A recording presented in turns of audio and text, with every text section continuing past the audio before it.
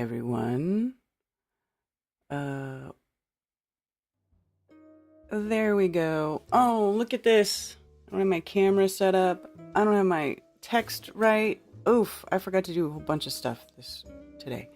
But thank you for joining me. Today is June 13th, not the 6th. It is Monday the 13th. I don't think there's any sort of superstition attached to it being Monday the 13th, but I always thought that growing up everybody always said Friday the 13th, and then there was that movie Freaky Friday, and they always try to make you think that the 13th is like a bad luck number. But I always had a really good day on Friday the 13th. I never really had anything bad happen. And just over the years, I got to like Friday the 13th. I was just like, yeah, man, cool, it's Friday the 13th. Every time it's Friday the 13th, it seems to be like a good day to me. I don't know why everybody always thinks it's so freaky. So, happy Moonday the 13th.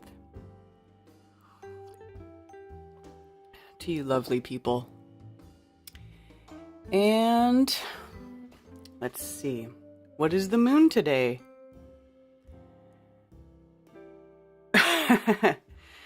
99%. Yeah, we're about to hit a full moon, and it's the strawberry moon, because the full moon in June is referred to as the strawberry moon. Every full moon has a special name, and the special name for the moon in June is the strawberry moon, because June is, I think, when strawberries are ready to harvest. Like a lot of places that grow strawberries, I think they call it the strawberry moon because strawberries are ready to pick if you grow strawberries. So there you go. Grand Rising, Dr. Law. Good to see you. Let's see what's going on over here. Let me say hi to the folks over here at YouTube. Spicy Sarah, oh, it's so good to see you. I had a cookout. I invited everybody over to my place over the weekend, and I was like, man, it's too bad Sarah and Griff aren't here already, so they could be here too, but I'll do it again. We'll have another one. When you guys get here and you get all settled in, we'll do another cookout. And I think, I'm hoping that everybody who came had a good enough time so that maybe, I feel like maybe they got a little bit motivated to maybe have cookouts at their house too. So maybe we'll start like a little cookout tour. A South Kakalaki Effie Crew cookout tour.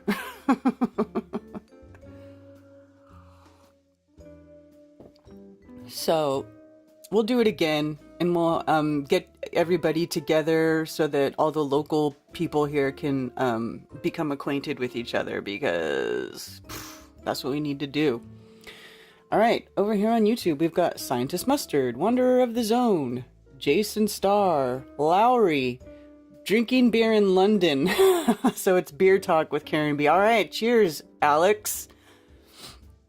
Rethink Inc., Rob Cleveland. Let's see.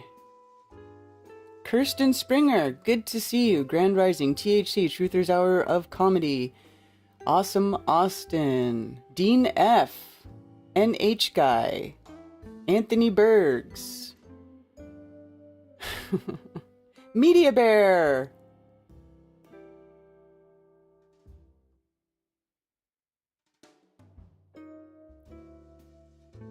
Oh, so good to see you all. Scientist Mustard says, did I get muted? No, you did not. You're still there.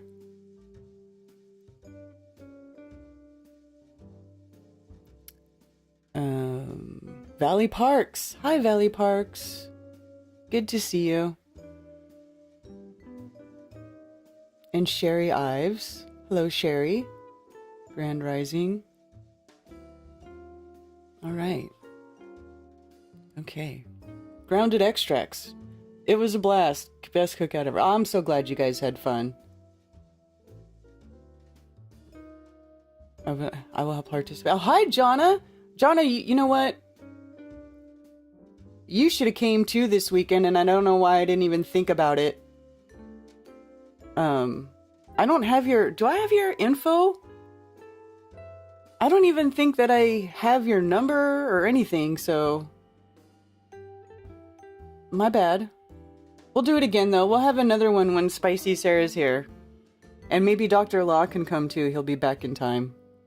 Because Dr. Law has been out and about. He's been, visiting his brother who had heart surgery, but as far as we know, his brother's been recovering very well. He did good. So hopefully Dr. Law will be back in the Kakalaki area soon. Yeah.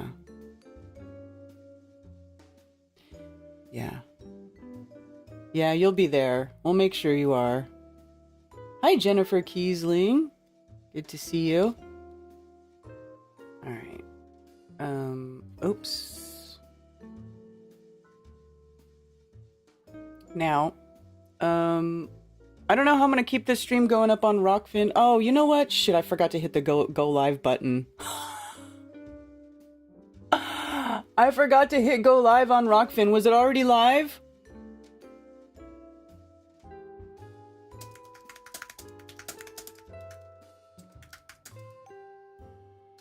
That's the one thing that annoys me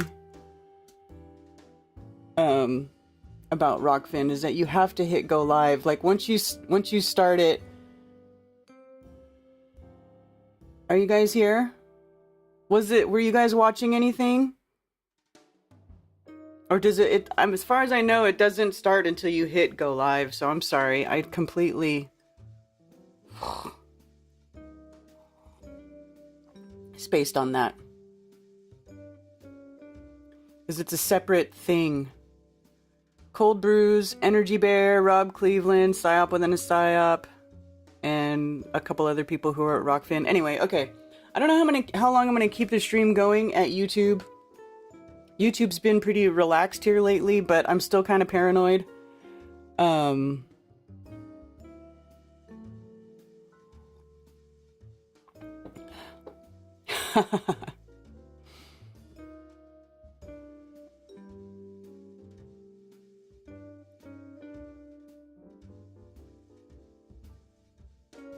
Sorry, I'm reading the chat.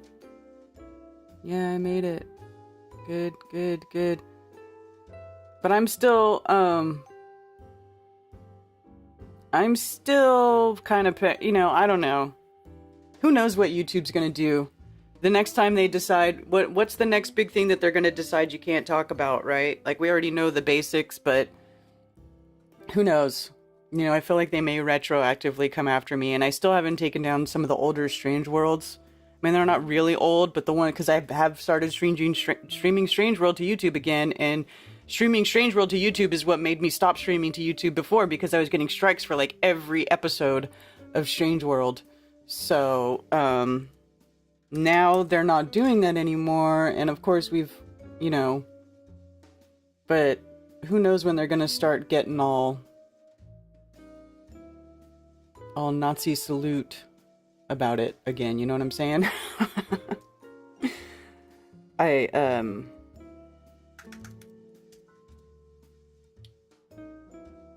Hold on. And I'm going to open the phone lines. I forgot to do that before I started to.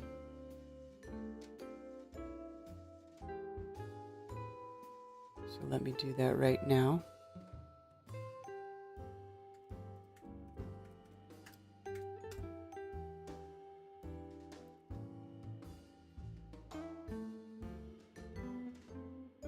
Welcome to the conference center. You are a host. All right.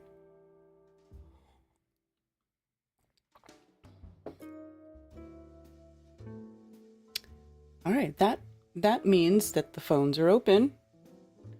So at any point, anybody can call in. The number is 848-222-2480. And when I get to you, or when I see you there, because I don't have a ring through, so you just have to kind of wait for me to see you show up in the call. In the call area.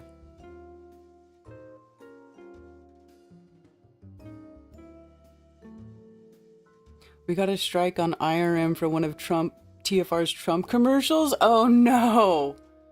Really? Is that what y'all got a strike for? Because I know you guys were streaming on the backup channel last Friday, and I heard you guys got some sort of strike, but I didn't know what for. It's for a freaking Trump commercial? Wow. Lame. Lame.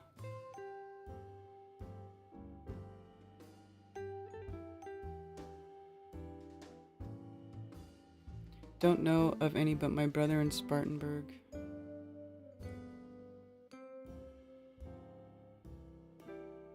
Swimming holes.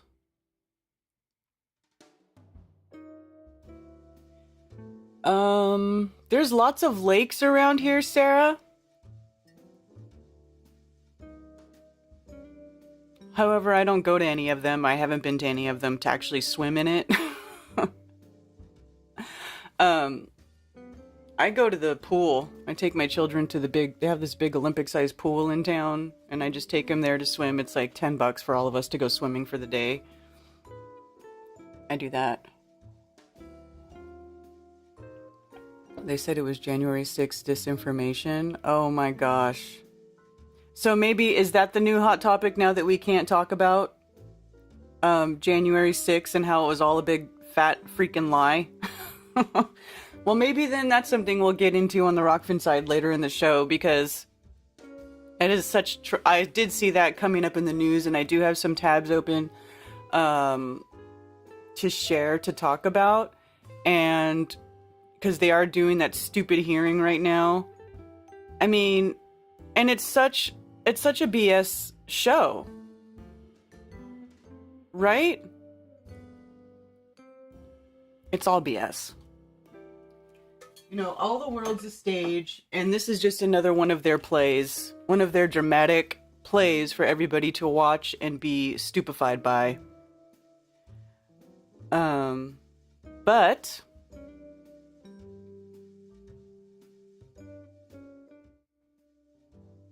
oops, stop. No. I meant to play this. This is what I was talking about earlier. Strawberry Supermoon appears this week. So we have a strawberry moon. Now, it won't look like a strawberry. It actually gets its name from Native American culture because it takes place during strawberry harvest season. Astronomers call it a supermoon because it occurs when it orbits closest to Earth. That means the moon will appear about 7% larger and 15% brighter. So yeah, 7% larger and 15% brighter.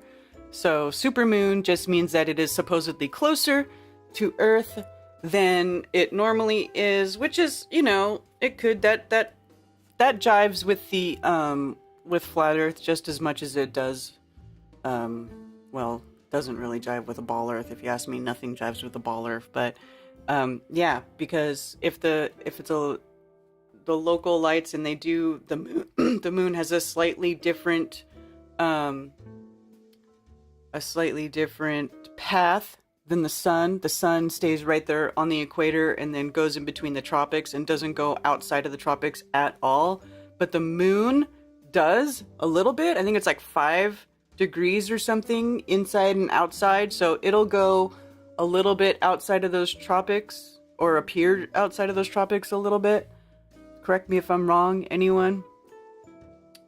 But that's so, and also on a tilt, or on a 5-degree tilt, which is actually what I've tried to illustrate in my little file where I try to make the where I've tried to do the model. Let me see if I can pull it up. Let's see, file, open.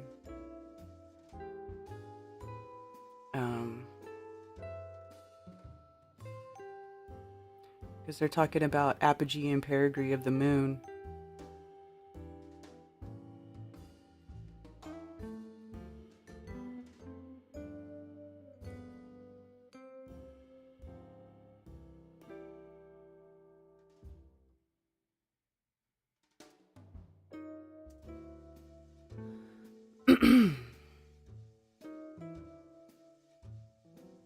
I'm so horribly disorganized, you guys.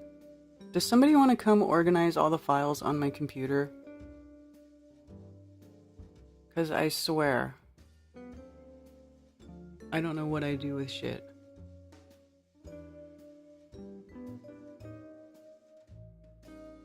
I swear I don't know what I do with shit. I like build these huge files and I'm like, oh, let me go open that. And I'm like, where in the fuck did I put it?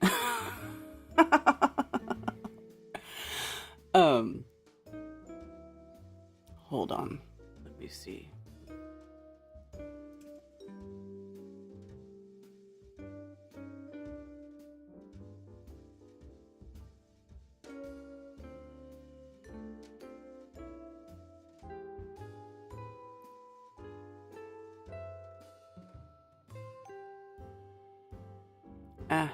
Whatever. I should just give up on that stuff.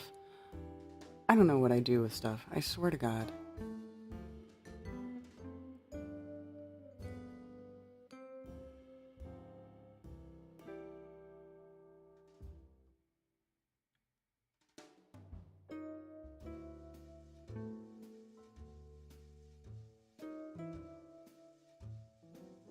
Dude, where do I put stuff?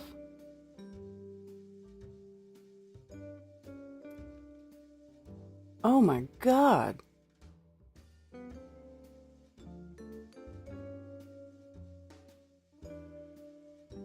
Seriously, because somebody want to come organize my computer because it's a freaking mess.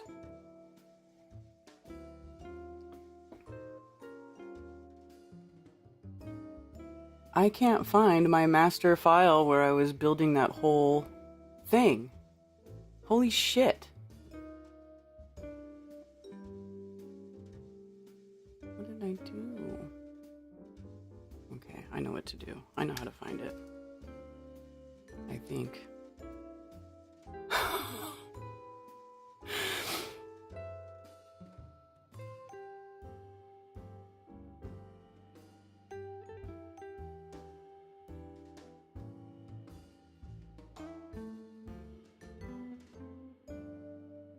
Hold on.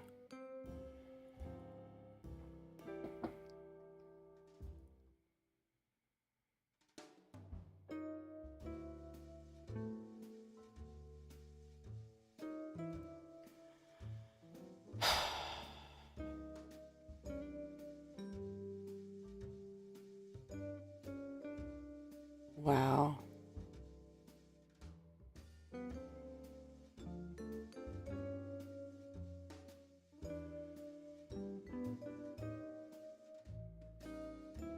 Is this it?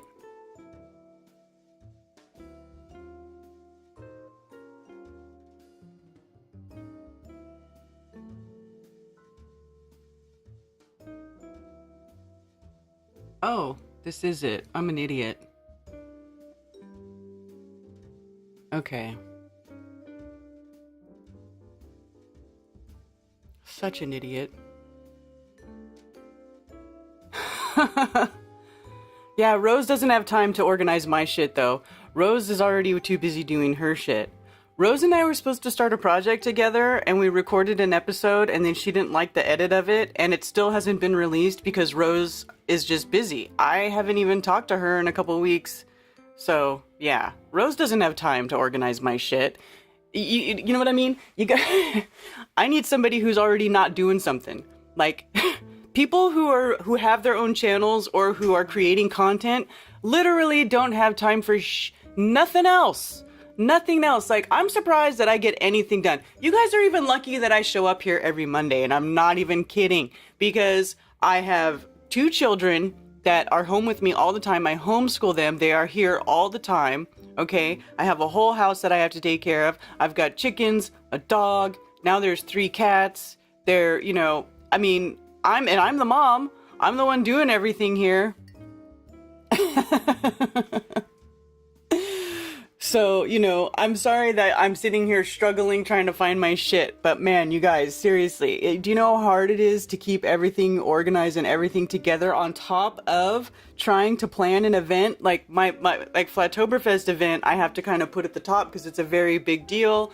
It's, you know, it's like... a lot of money and planning and effort has to go into that event. And then it's like, then I got to prioritize on my way down. And like down at the bottom of that list is organizing my freaking files on my computer. When really, I mean, I should just take some time off and just, you know, sit here and do it.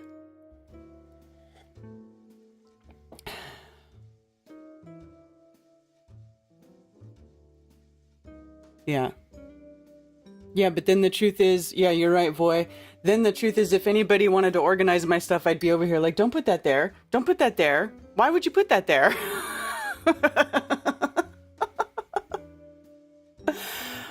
You know, it's just the truth.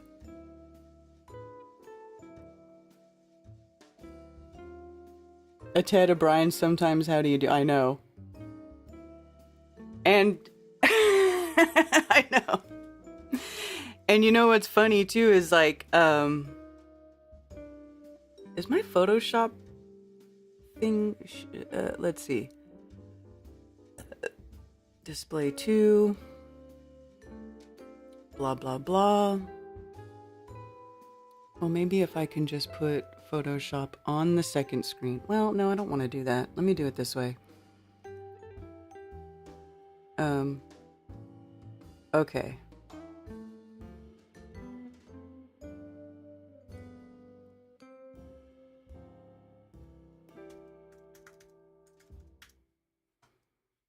It's true. I say that I want somebody to organize my stuff, but realistically, I'd be like, don't touch my shit.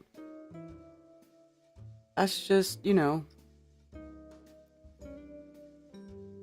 the struggles of being a woman. All right, check this out.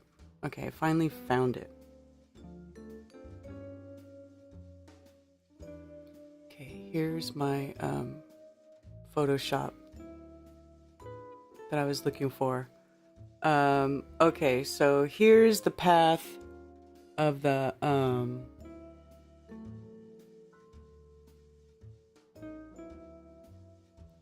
path of the sun and the moon.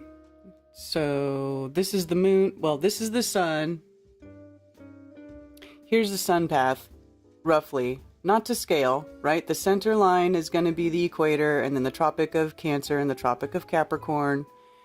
And then the moon has almost the same path, but not quite, right? It's a little bit off. It's off by 5 degrees. They say it's like a 5-degree tilt. One thing that, what else did we look at here? There is, let's see, file. Cammie and I worked on a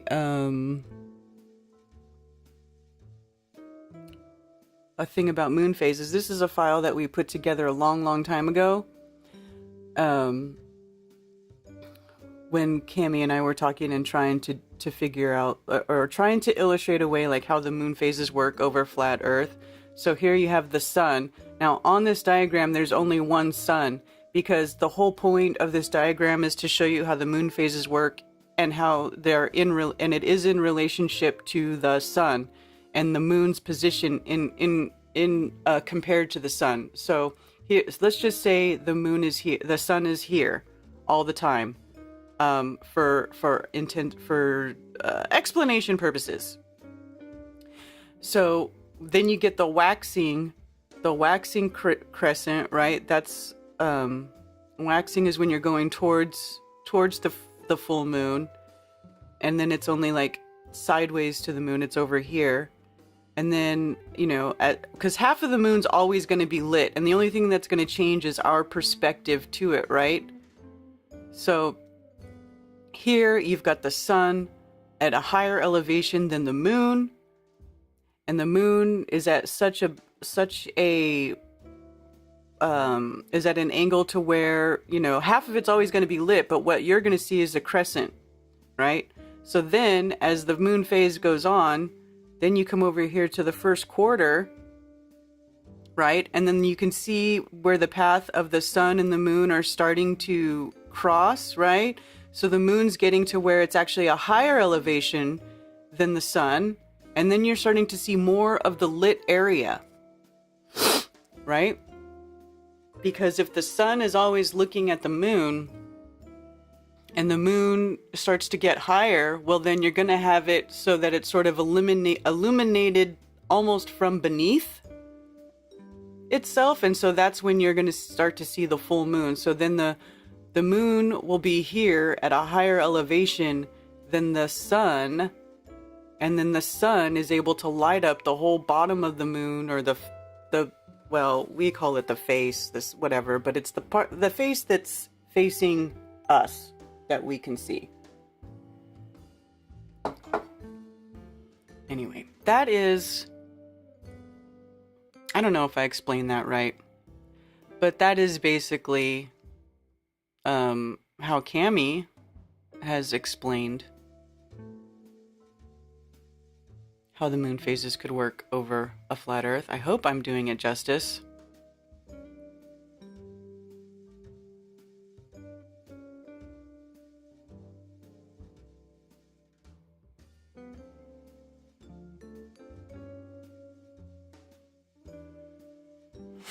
Hello, Rose. Oh, speaking of Rose.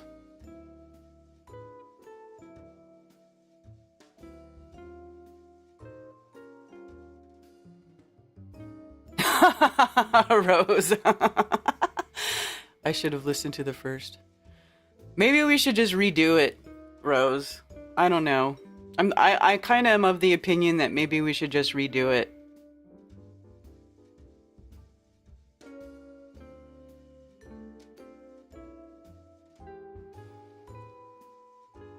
Yeah, the messaging thing on the app is not working so great.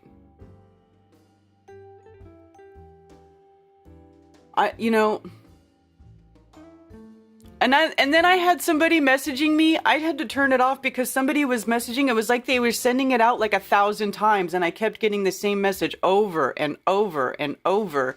And I was like telling the guy, "Can you stop spamming?" Because he was sending like a mass message out to a bunch of us, and it was the same message like 30 times. And I'm like, "Why are you spamming?" And I don't even know that he was. It was probably just broken or not working correctly. Computer struggles, yeah. I get it.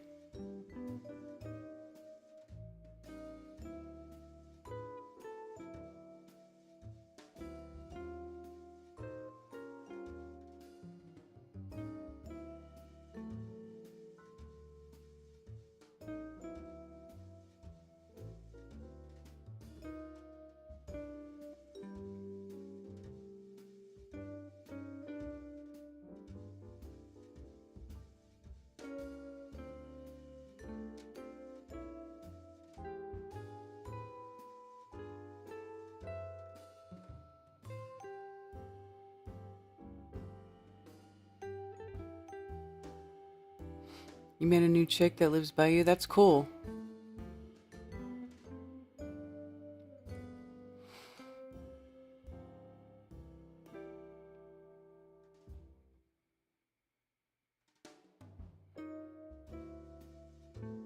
Something went wrong with the denomination? What are you talking about?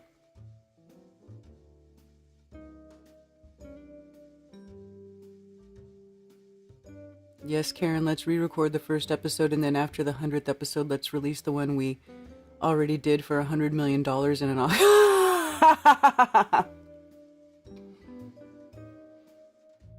Yeah.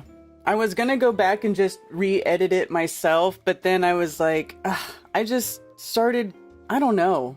I just couldn't get motivated to do a Rose. I think we should just redo it. But I think we should still do it because it's a good idea. And then I had Alex Michael make that cool fucking song. That cool intro song for us. Which I'm going to play right now. You guys want to hear the Anarcho Verotistas? I mean, I guess if we're talking about it. So I'm just going to go ahead and whatever. Whatever. Let me see. I'm gonna play it. Let's see. Let's see here. Let me make sure that you guys can hear it before I play it.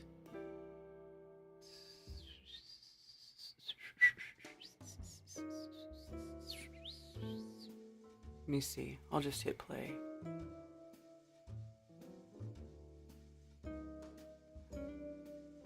Okay, you guys can't hear it. So let me...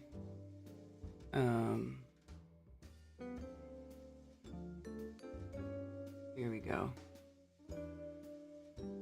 Now I know you're gonna hear it. Maybe this will help you get motivated, Rose. Yeah, don't tell about the intro song? No? Oh, okay. I didn't play it yet. You don't want me to play it? It's so badass. And nobody's heard it, Rose, except for me and you.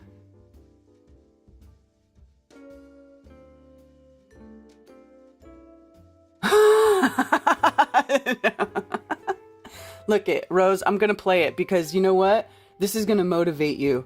You guys, listen to how cool this intro song is that we got, that Alex Michael made for us. Rose, listen to this, okay? I want you to hear it.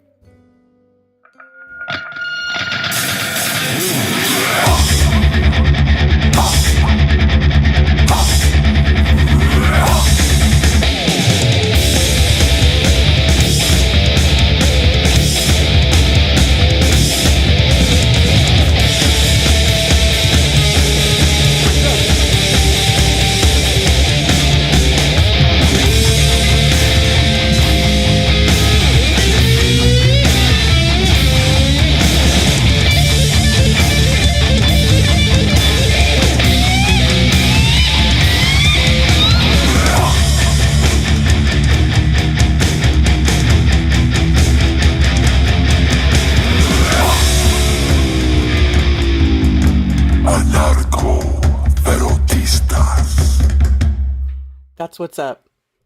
That's what's up. Okay? Are you motivated? Are you motivated?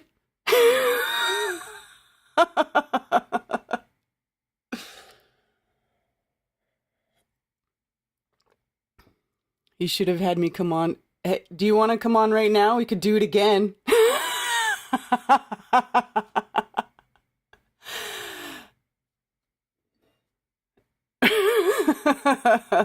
Listen, you know if I'm going to request somebody to make me a song, it's going to be freaking metal.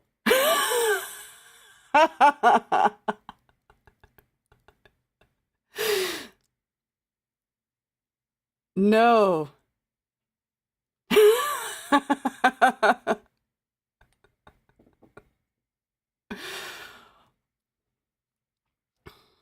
Hold on one sec.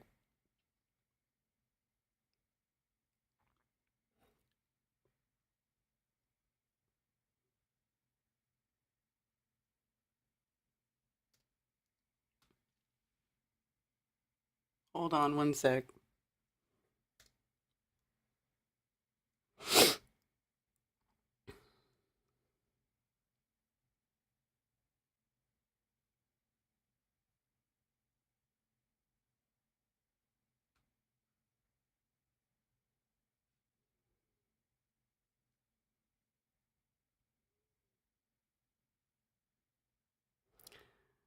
Anyway, hold on.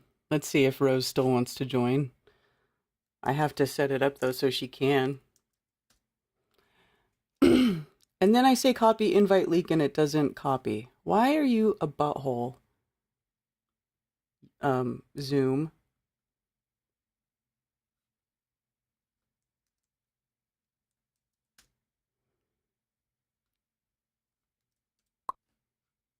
There you go. If you want, no pressure. Can we talk? Yes. Bing to next Monday. Okay. Next week. Okay, never mind then. Just ignore that link I sent you then.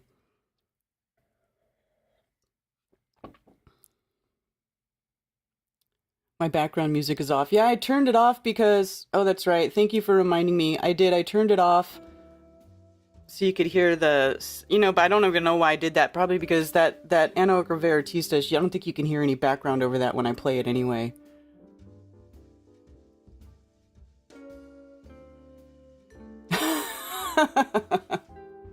Oh, we have a call. Oh, Kyle's calling. Let's talk to Kyle, y'all. Thank you for calling Coffee Talk. You're on with Karen B. Hi, Kyle. Hey, fantastic morning to you. Good morning. How's it going? I love your hat. Where'd you get that? Oh, Did you get that done, like, locally? No, actually, I went on Etsy. And I found this place that makes, or there's a bunch of people on Etsy that will make you custom hats, like, you know, just custom one-off embroidered hats. And I had one made for my son because he wanted a hat that had some, like, joke thing on it. And so I had them make one for my son, and they did a good job. So then I had them make me a hat with my logo on it. That's so cool. Yeah, I'm sure they do a fantastic job with it. They do. They're always itching for those reviews, really good positive reviews. So, yeah, Etsy will definitely do a good job with that.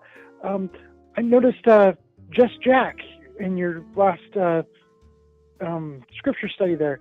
He also had some new hats, and I was wondering about those too. The flat earther hat. I'm like, I love that hat. And the moment I saw it, I totally want one. And like, was that done on Etsy also? No, those hats, those flat earther hats that Jack's making, he's making those himself. He bought a bunch of blank hats. And they're not embroidered. They have an iron-on, like a heat transfer vinyl iron-on. Similar to the same way that this shirt is done right here that I'm wearing and some of the other stuff I've done. So he's making those himself with Oh, okay. yeah. And he's going to be, cool. he's making Very a bunch, cool, and yeah. he's going to be bringing them to Flattoberfest for anybody who wants those. Oh, awesome. Yeah. What I want to do is I want to get me a yellow hat with black letters that says abolish NASA. And, yeah. And so the same thing as flat earther. I love that flat earther hat. And, yeah, right stuff right there. You know, I wear a hat like that to each of the flat earth meetups, and yeah, I'll be in style. Yeah. Awesome. Yeah, so he just does that iron on then. Okay, cool. Yeah. Cool. All right, cool. Thanks. Is he selling those online, or is that just something that is going to be available at Oktoberfest? I don't think he's selling them online. But you know what? If you email him, you could probably have him send you one if you wanted, because you could probably work it out. His email is justjackflatearth@gmail.com. So you could probably ask him to send you one. He probably would. Oh, I love that. Okay, cool. All right, thanks. Okay, you're welcome. Have a good one. You too. All right. You're awesome. Thank you. Yeah, Music Guru. Music Guru, thank you so much for making that intro. Have you been like dying for, like, wondering what we're doing with it? Like, why we haven't been using it? Because we're just... I know, it's so bad. Alex Michael is a total badass. I was looking forward to the Rose and Karen. Rose says she'll come on and headbang with me next week. Hi, Artisir. Yeah.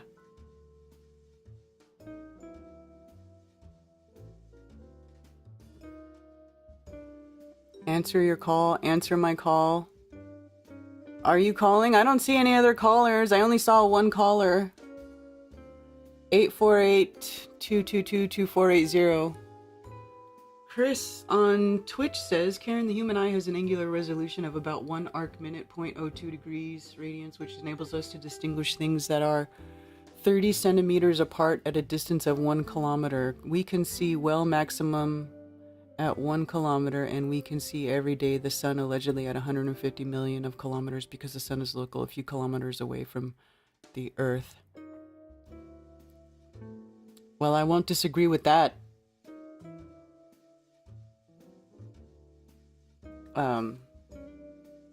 Yeah, I definitely know that there's a limit of resolution to the human eye, and we can't see a lot of things that are too far away that they tell us they can. Science.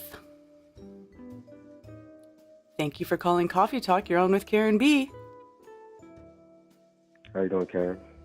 Hi, how are you? It's good. Jason, Hi, Jason. chat. How you How's it going? doing? Doing all right.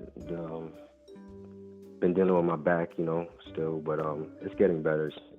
Finally, after all this time. I'm sure I've been, talking to some people in chat. Some people know. But yeah, but I just want to say, like, you're crushing it. You, a lot of, these names in the truth community, like big names, stuff like that. And last week I started flat, like I'm going out and I'm flat smacking people, like literally, passing out flyers and talking to them and letting them know. And I just ask for like support because it's not easy and it's hard and it's actually kind of dangerous, to be honest. But I'm going out there, I'm doing it because I can't stay quiet about this no more. I don't want people to think that, I'm just like, I'm not saying anything about it, I'm not doing anything. Like, no, like I think like especially with you guys, like you've been talking about it for a while now, so it's like we can't be scared about it. That's the thing. You can't be scared about it. I think a lot of people are scared. So Yeah, people are scared. A lot of people don't want to put themselves in a position where they're going to have to take criticism or be made fun of. Yeah, I think that's the biggest problem that we're having. Mm-hmm. Yeah. But yeah. So I'm not you're going too to good be at doing. this, but that's all I wanted to say. Okay. Huh? So you're going to be doing activism? Is that what you're saying? Like you're going to go talk to Yeah. people on the street about flat Earth? Yeah. Yeah. Yeah, I'm gonna start doing that. That's the only thing I could really think of because I don't know how to really make content.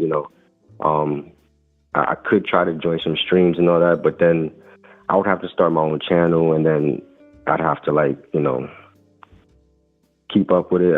It's not that you don't have to do that regardless, but I just don't. It's not something that I'm good at really. But I'm good at going on the street actually and talking to people and telling them, look, the earth is not what you think it is. They've been lying to us this whole time, So, and I got through this. I actually, the first day last week, I saw a bunch of school kids, like high school, whatever, junior high school, and I was telling them, and one kid, like they were open about it, like they came up to me and it was like, yeah, it is flat or something like that, and then but then they started asking me questions, and I was telling them, and it was like, yeah, it makes sense. And then one kid, actually this is a different kid, another kid asked me, he said, I have a uncle or a father or something like that. He's an astronaut. I was like, really? I was like, you should talk to him again and see if he actually really went to space. And he didn't say nothing. I was like, because I don't think he really has a relative who's an astronaut. People. That to me sounds like a BS. Yeah. Yeah, definitely. Definitely. I was like, I just couldn't help it. I was like, what? Like, yeah, right. But I just said, whatever. But the girl he was with, she didn't say anything, and she was like just reading the flyer. She was just like she just looked like she was open to it. I was like, okay. So I know some people are willing to still perceive that idea, I guess. Mm-hmm. Oh yeah, definitely. A lot of people have been waking up because of the stuff that's been going on, like the COVID stuff and the election stuff. There's a lot of stuff that's waking people up now, and you know all about that stuff. You just have to be receptive to who you're talking to and just figure out, just kind of try to be perceptive and think about what is the best way to continue the conversation, to get them to start asking the right questions. I think you'll be fine. And are you familiar with Authentic Intent, Joshua Swift? Not so much. I have to check his channel out. Okay, well, you should look at Authentic Intent because he does a lot of activism stuff, and records himself talking to people, and then he puts it up on his channel. So that is a way to create content if you're able to record yourself talking to people. Right. You know? Yeah, I was thinking about that. I did start a short clip, like a short actually on YouTube. Just showing people that, I was on the outside but yeah, I want to start doing that. And I also watch a lot of Austin Whitsitt, so yeah, he does the activism. He had the tour last year, so I watched a lot of that. Yeah, so, exactly. Whitsitt is another great example. Mm-hmm. Right. Yep. So yeah, that'll be great. So, I guess. Yeah.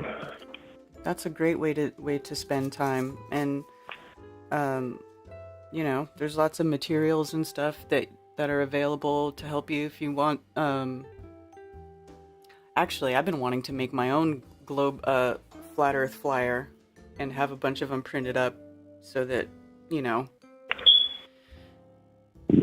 that would be good, because if we could have a nice flyer with like a lot more deep, like more proofs and facts, like in a certain way. I was thinking about it like last year. I actually thought about it, but my back was so bad last year I couldn't do anything. But this year is different. That's why I'm trying to, I'm going out more. I'm trying to do more. Thank God, because my back. So, but it's still hard. I still not working. I still have no job, no income. Still, in a bad situation. But I appreciate all the support.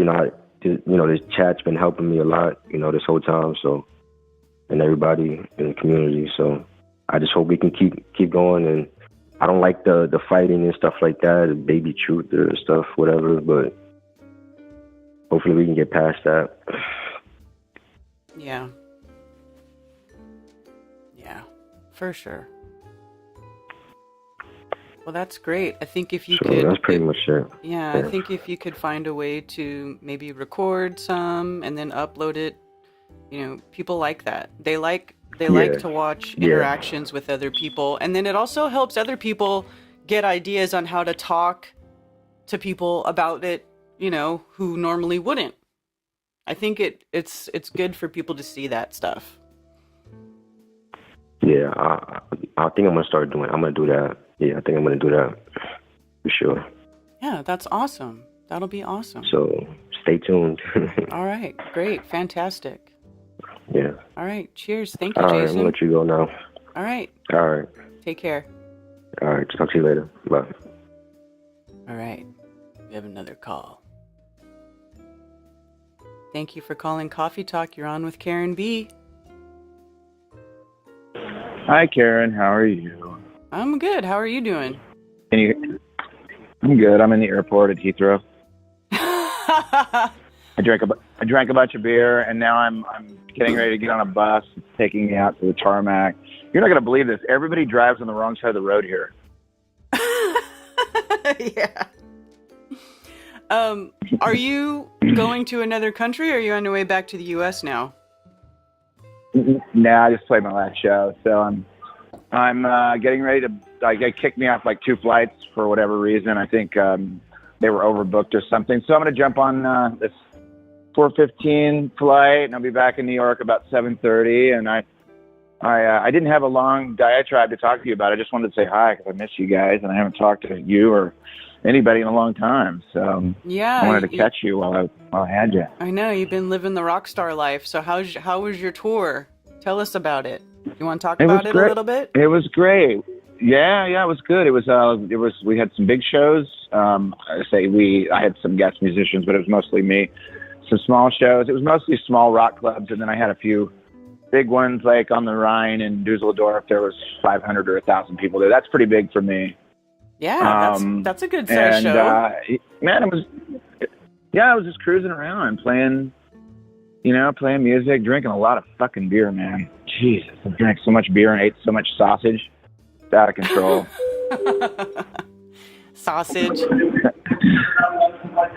Sausage. Do they call so it much sausage meat there? in Germany, man. It's just meat. Is it bratwurst? Is it all bratwurst, or do they call it sausage? It's just sausages to them, but they're really delicious sausages. I mean, they really do their meats well. You really got to like struggle around and find a salad every now and then, or you're just going to keel over, you know, have a heart attack or something. Yeah, it's like that. I think the beer balances it out a little bit, you know. The barley, you know, and because the you're drinking so much beer. It's like a liquid diet, you know. Just like, you know, if you're hungry, you have like some beers, and then you're not hungry anymore. Yeah, you get your nutrients from the barley and the hops. There's your veggies, right? I know. I'm telling you, it's like so easy to digest too. I'm talking to you while I go through security, by the way, so like you could just listen. Oh, okay. To everything that goes on. If you need to go, you can tell us. Yeah. Just stay on the phone with me so I can keep talking trash, and I don't know, maybe they'll give me a bunch of shit. Nobody's making me wear masks or anything, so I think that whole thing is done. You know, I think that everyone over here is over it. I see a few masks around, but you know, for the most part, nobody's saying anything to me. So Alex, here we go. Here I go to security right here. Oh, are you getting frisked? Are they touching you inappropriately right now? Am I?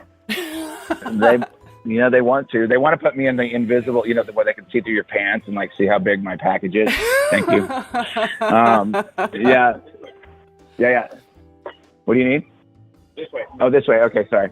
Yeah. So anyway, I mean, like, okay, fine. If they want to look at my package while I'm like inside of the machine or whatever, that's fine. What really just gets embarrassing is when I leave like little coins and like bottle caps and stuff in my pockets, and they're like, "What's in your right pocket?" I'm like, "I don't know."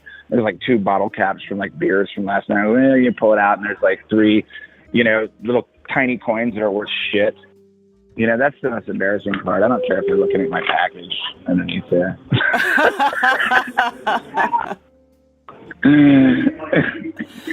Yeah. So, Alex. I mean, it wasn't that hard to travel. It wasn't? So you didn't have to get the jibbity jab to go over there? No. I took what do they call it, an antigen thing where they put it on my tongue. And I was like, I don't want anything shoved in my nose. You can do the thing on my tongue and make sure it comes back negative. I'll give you some money and like whatever. And then I had like my doctor basically just write a note saying like, this person should not get a shot. It'll make them sick. And then, hardly any check at all. I mean, Zoll in Germany checked, like barely even looked at it. Wow. So, you know, I mean, I just feel like, you know, whatever this thing is, it's like just about done, you know, it's just about over with.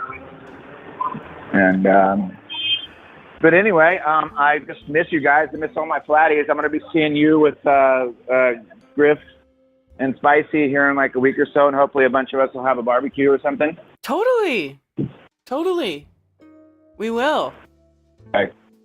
Okay, I'm getting on the bus now. All right. And then we'll just we'll be seeing each other, you know, here in a little while. All right, fantastic, Alex. We'll see you in a bit. Okay. Later. Okay, cheers. Bye-bye. Cheers. All right. Alex Lowry, our one of our Flat Earth rock stars who is touring Europe here the past few weeks. On his way home. Isn't that fantastic? Alrighty.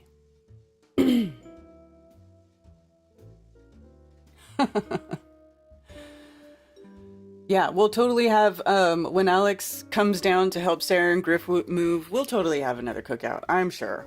We'll do something, because they're just minutes from Bob and Cammie's house, so I'm sure we can do something. We'll bring over some fruit. We'll all hang out while we get them settled in. Just like a big moving party. You know? We've been having moving parties here, which is great. We had a sort of a semi-moving party when Najla and James moved down here. We got their truck unloaded in a day. I showed up late, but it was like a late late call to action, but we did it. So it's awesome. Oh, by the way, did you guys, I don't know who saw this, but commercial sound and video. Nathan trolled the Kakalaki meetup that happened on the 11th. Oh, which reminds me, I have to go update my website and take those meetups down. But he trolled them, and it was hilarious because Brian saw him and was like, look at that. He was sending me pictures. Hold on, let me see if I can find it. He was sending me pictures of Nathan. He was like, look at this guy. Here, it's hilarious.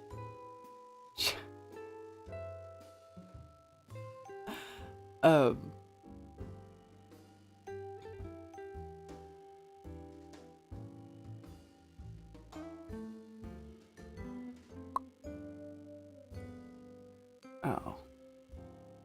Hold on.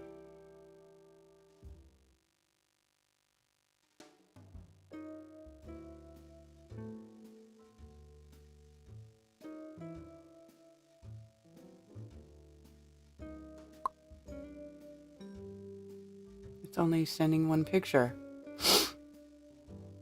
Dude, it's hilarious. Hold on. All 3 photos. Here we go. Because he was messaging me. He was like, you're not going to believe this dude that's here. Watch, you guys are going to think this is hilarious. Let me see. Screen share. Okay, check this out. This is the pictures. Look at Brian saw Nathan, okay, sitting by himself at the place, and Nathan showed up dressed like a COVIDiot. I thought this was hilarious. Brian was sending me pictures. He's like, look at this fucking guy. And then he's like lifting up his mask and drinking his beer under the mask. Like, Nathan, brilliant. You did a very good job. You had them completely fooled. Look at him taking pictures of you with your whole gown on and sending them to me. He was like, oh my God, you're not going to believe this.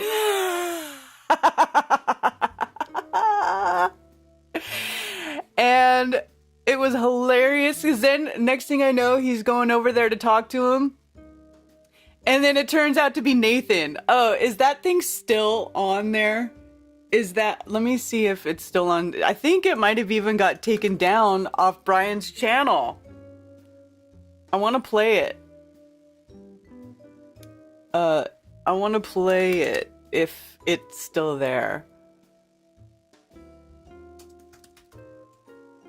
Because it's freaking hilarious. I think it got taken down, though, off your main. Yes, it did. Ugh. Is it anywhere?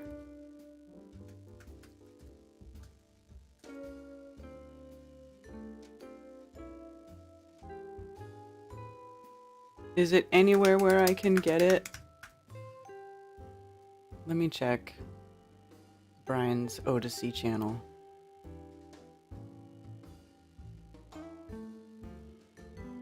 Yeah, here we go. So what's the Let me see. Here we go. This is hilarious. Wait, I can't do it that way. Okay. We see it now? Okay, yeah, check this out. How hilarious is this? And now, Brian's channel, I think you got a strike for this, didn't you?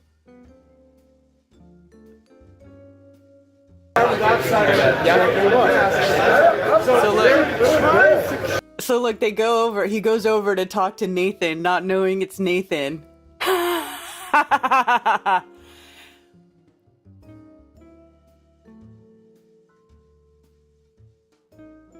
YouTube struck it. It's on Rockfin. I found it on Odyssey too. It's on Odyssey. I don't know. Should I even play it here? I wonder if I'll get, maybe I'll wait. Gosh. I want to play it. Fuck it. It's like trying to trick you into thinking there's some pandemic when there's no such thing. He's telling me that okay, they're all The world recording. wants to kill us. The people that run the Well, they at the very least they want to keep us in fear. Like that's like, are you scared of COVID, right? I'm so freaked out right now. This is the first time I've ever come out. So He says that's the first time I'm ever come out.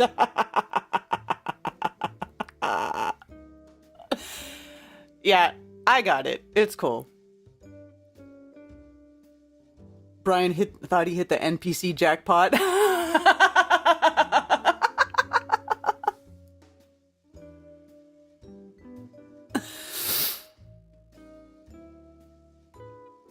It's freaking hilarious.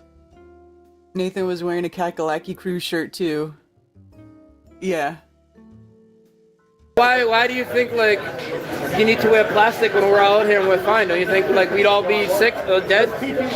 Like no one else even has any on. Is this like a parody? This gentleman wants to say something. I just want to listen. Okay. No, I don't feel like I'm in trouble. We care about people. We don't want people to live in fear over fake media, you know? And like ever since COVID started, I've been out trying to show people that it's a lie. The hospitals they say are overrunning. I've been in those hospitals completely empty. See, oh, okay, that's why you're gonna get struck. And then, so they're over here trying to It's here for the meetup. COVID There's smack. no way, dude. And then he reveals it. Ah, it's Nathan! I thought you weren't coming. I was taking pictures of you, you motherfucker. It was Nathan the whole time. Isn't that hilarious? I thought this was just great. Motherfucker. What a great trick. That is too funny. No, that's Nathan Miller. That's, yes, commercial sound and video, Nathan. He wasn't feeling good. He had AIDS and he wasn't coming. He literally texted me and told me the AIDS was kicking in. God, I'm like sweating. Yeah, so what, Nathan told Brian he wasn't coming because he had AIDS. Oh, man. He didn't want to let me in. I wouldn't want to let you in either. The security people were freaked out at the place. And he's like, show me it's you. I There was you like, go. there's no... That's too funny. It's an... Yeah, seriously. That was a brilliant prank. Because even the normies were like, what the hell, dude? But you know what? That's great. That's great to do that, Nathan. That's so great to do that. Not only just to us because it's funny, but it's good to do that in front of the normies so that they can feel like, what is that dude doing? They can see the ridiculousness of it. Even the normies were seeing the ridiculousness of it. So that is what makes that like such a brilliant prank. Right?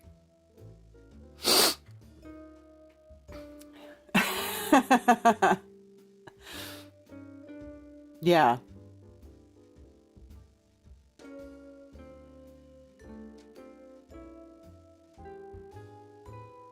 Maybe when you're allowed to interact in 5 minutes, you'll have something a bit more appropriate to offer.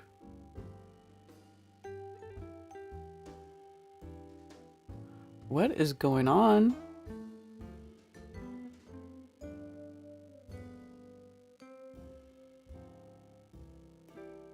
I don't understand what you're saying, Rethink. A year ago, it wouldn't have been as impactful. Yeah, you're right. A year ago, they would have been like, nobody really would have thought about it. But now people see how stupid it is. I mean, that's great. I mean, just walk around like that now so people can see how ridiculous it is. I mean, it's great. It's a great way to show people the absurdity of that whole thing of wearing that stupid mask and the shield and everything. It's like, if we were really in danger from a deadly mystery bug, we would all need to be walking around in hazmat suits. Seriously, we would all have to be having hazmat suits. We'd need biohazard containers on every single corner. But that was never how it was. It was never done that way because it wasn't never about health. Never, never, never.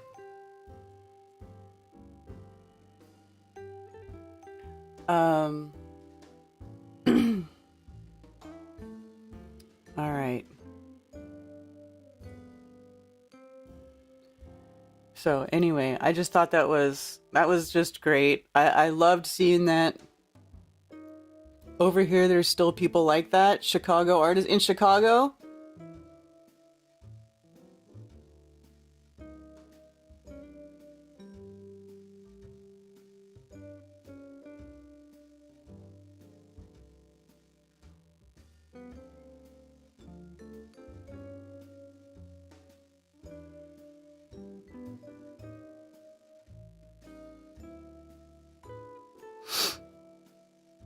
All right. Anyway, that was the meetup on the 11th. That was the exciting part.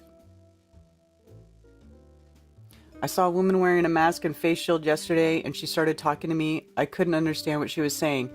I'm telling you, I haven't been able to understand anybody talking in those mask things. I mean, how many? I have asked people to repeat themselves so many times over the last 2 years, it's not even funny.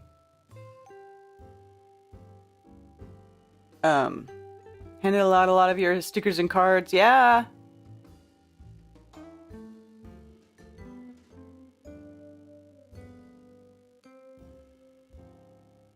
We had a woman wearing the same exact outfit at the flea market in West Columbia when we were out flat smacking. Very sad.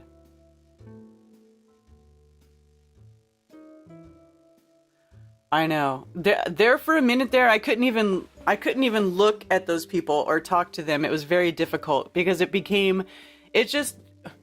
when you start being surrounded by people with masks on, it just became like weird, like they weren't even human.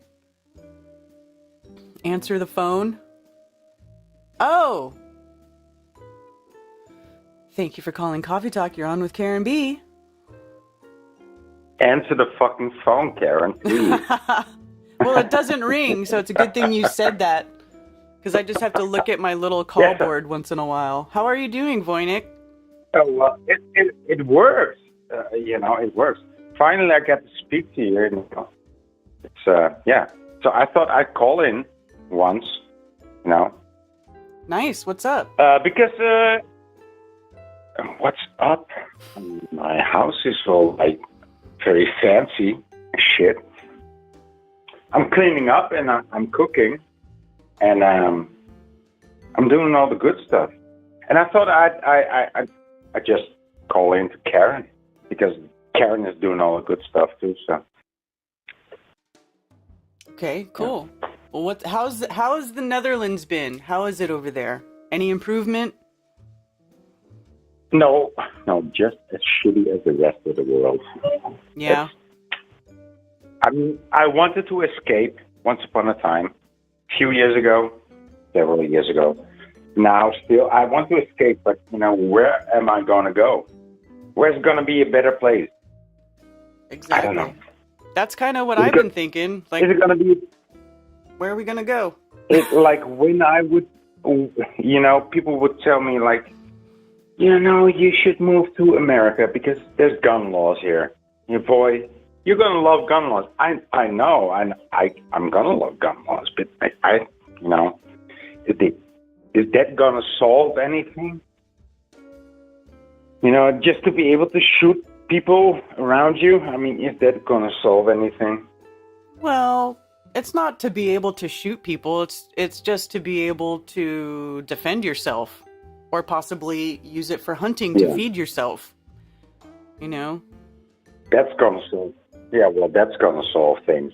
Yeah, well, I mean, I'm not saying this in a weird way, but yeah, that is going to solve things. Yeah, it is. What's going to solve things? Weapons? Well, I think that's I think that's the best question to ask, Karen. What is going to solve things? You know right? what I think's going to solve things? Something that might not ever happen, and that is a mass change of action or a change of mind to a masses of people all at the same time. Basically, everybody has to wake up and see what the hell is going on so that they can stand up and say, no, we do not consent. You can't do this to us anymore. But nobody does that. Everybody just feels like they have to be in the system. They feel, obligated to be in it. They feel like that they don't even know that there's another alternative or that there's a way out or that they're being enslaved. So that's what I think is going, that's, you know what I mean? It might not even ever happen. I'm totally with you. I'm totally with you on that one. Like everybody, the same acknowledgement at the same time. But well, then again, that's also what the enemy wants, right? They also want that.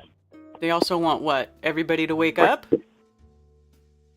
Yeah, well, no, they want everybody to have the same recognition or the same acknowledgement at the same time, and then get out there. But I think that is what is about to happen. Anyway, whether it go this way or the other way, I think that is about to happen. Really? Yeah. That is the thing that will change. That will change everything. Yeah. Well, I mean, because it sounds really cheesy, but for things to change externally, people have to change internally first, because it all starts from within, and then whatever they're putting out into the world, whatever they're doing, whatever actions they're doing, whatever words they're saying. That is what people do in their lives, helps to create the reality we have around us. It co-creates the world. So if people are living and speaking free as opposed to living and speaking under the rule of a tyrannical government, that's what's going to change it. I mean, I don't really think there's anything else that can change it. I think that's the only thing that can change it. Yeah. And so that is why we try to speak and do speak freely, right? Right. Yeah. Exactly. That's why I talk about it, because you got to put it out into the ether. We have to put that thought process, that energy, that waveform into the ether so that other people can pick up on it. Yeah. Hallelujah. Amen. I mean, I can only say yes to that. It's that easy, but in this world, it's becoming very hard to do that. So. Oh, I know, because they want to shut us up. I think the best way to inspire people to do that is to just do that as you are doing, and as we are doing, right? Mm-hmm. Yeah. Yeah, that's all we can do is just keep going. And then also, for our own well-being, we have to, make sure that we stay in contact with each other and keep each other motivated and keep checking on each other and, be there for each other. Because it's why I'm checking into you, because you put so much motivation out here, or in me even, I mean, you are very motivational, and you're a very motivating person, as is like the rest of the people that we know. I hate to say the community, because we're not a community. We need to find a new word for that. I know. I hear you. I like to say that we're allies, because I cannot agree with you on everything. Same goes for Brian Stabling. Mm-hmm. Although I support you both, until heaven and beyond. There's some things that we cannot agree upon, and that's okay too. and so that is why I say we are not a community. A community is something else. You know, you have different rules and regulations and patterns in a community. We are allies. I think we are allies, right? Allies. That's a good. I think that's a better word. That is a good word. Kind of I in think the it's way. I think it's the right word for the well, here's a bad word again, for the comrademanship that we feel, because we feel like comrades, right? Because and that again refers to community and communism, but we are comrades, we are allies. You know, Right. we go together in one direction, but we don't go together in another direction, and that's okay. It's still the general movement in the same direction. So. Yeah. Yeah. This whole word community, we need to get rid of it, but it's probably gonna haunt us, just like the Mandela effect term. We're just gonna have to use this word community for. Yeah. Okay. I get it, but allies I think is a good word, because there are a lot of I guess what you would consider like the whole, like a blanket term for everybody, truth seekers maybe, that community, that anybody who would fall under that, whatever you think about that, whatever that is, and then under that whole base layer of everybody who knows we've been lied to. They know the Earth's not a ball. Let's just do some basis, definitions here. Everybody knows we've been lied to. We know the Earth's not a ball. We know that, all mainstream media is lying to us. Okay. Then you have how underneath that, it sort of breaks up into different subgroups, right? You have like the Christian groups over here. And even in the Christians, there's different Christian groups, right? Even the Christians don't all get along with each other. I mean, it's like what you're saying. We all don't agree with everything at the same time. But that's okay, because we're all figuring it out, and we just have to let everybody realize that there's room enough for everybody to do what they need to do and talk about what they want to talk about, and not have to attack each other. Yeah. You know what I mean? Which is what goes on. Yeah. I've done it a little bit. I try not to do it. Some things have come up recently that have triggered me that I think are absolutely ridiculous. I'm not going to get into it now, but I have tried to step away from that and just be like, okay, you can go do that over here, and I'm going to be over here talking about my stuff, But we just have to, those subgroups, that's what you're talking about, like allies, like you guys can be over here talking about what you want to talk about, the Christian groups, the mud flood groups, the melted building groups, the whatever. That's different, that's different that a term makes, right? Mm-hmm. If you say community, it feels like you're much more obligated or delegated to somebody that might be considered your friend, or might be considered in your community, or might be considered an ally. Well, if you just say, well, we're just allies, on this point, on this subject, on this issue, we are allies. So no matter what you say there, we are strong together on this point, Mm-hmm. And if somebody tries to break you apart on another point, you say, well, I'm not an ally there, but on this other point, yeah, we are strong together, Mm-hmm. I mean, like we are flat earthers, right? But you might have a totally different model than I have, but we both know that our model is not tested yet. Mm-hmm. So we're on the same level there, Mm-hmm. And so, but we need this allyship. We need this ally bond.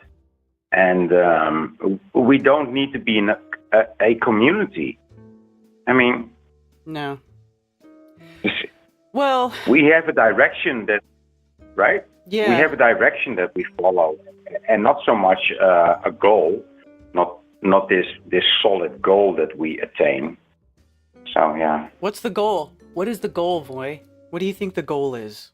Well, that's a very good question, Karen. Thank you for that one. Yeah, well, the whole truth, it cannot be attained, most likely. But that's why that's why I do not oppose being denominated as a truther. It's like a silly term, but okay, you can call me truther. Mm-hmm. I think that's, and to come back to your question, I think that's the final goal, like the truth, or like at least more truth than we are used to. Yeah. Which is very little. I think that's the final goal. Truth. Yeah. I would agree with that. Finding truth, and personally, I think that another way to say that is to find ultimate freedom, to understand what freedom really is. Yeah. Because this is something that I was into before I got into Flat Earth. I was really into, the whole freedom mindset. What is freedom, and what is government? What is government's role in society? And does it lend itself to adding to freedom, or does it take away freedom? That was something that I got into many, many years ago. And so before I even got to Flat Earth, I was already staunch anarchist. I was like, F the government. They do nothing but insert themselves as a third party. But this is something that I think I want to get back to. And actually, this is sort of the theme of the project that Rose and I were working on, or are working on, the Anarcho-Verotistas, because it's about freedom. It's about knowing that we don't need rulers to tell us how to live our lives. We don't need our lives micromanaged, and we have to get to a place where people can understand that you can be responsible for yourself. You can take responsibility for your own life, and other people can take responsibility for themselves. And when more people in society take responsibility for themselves, and they become able-bodied people who don't look to the government or to some authority figure to do things for them.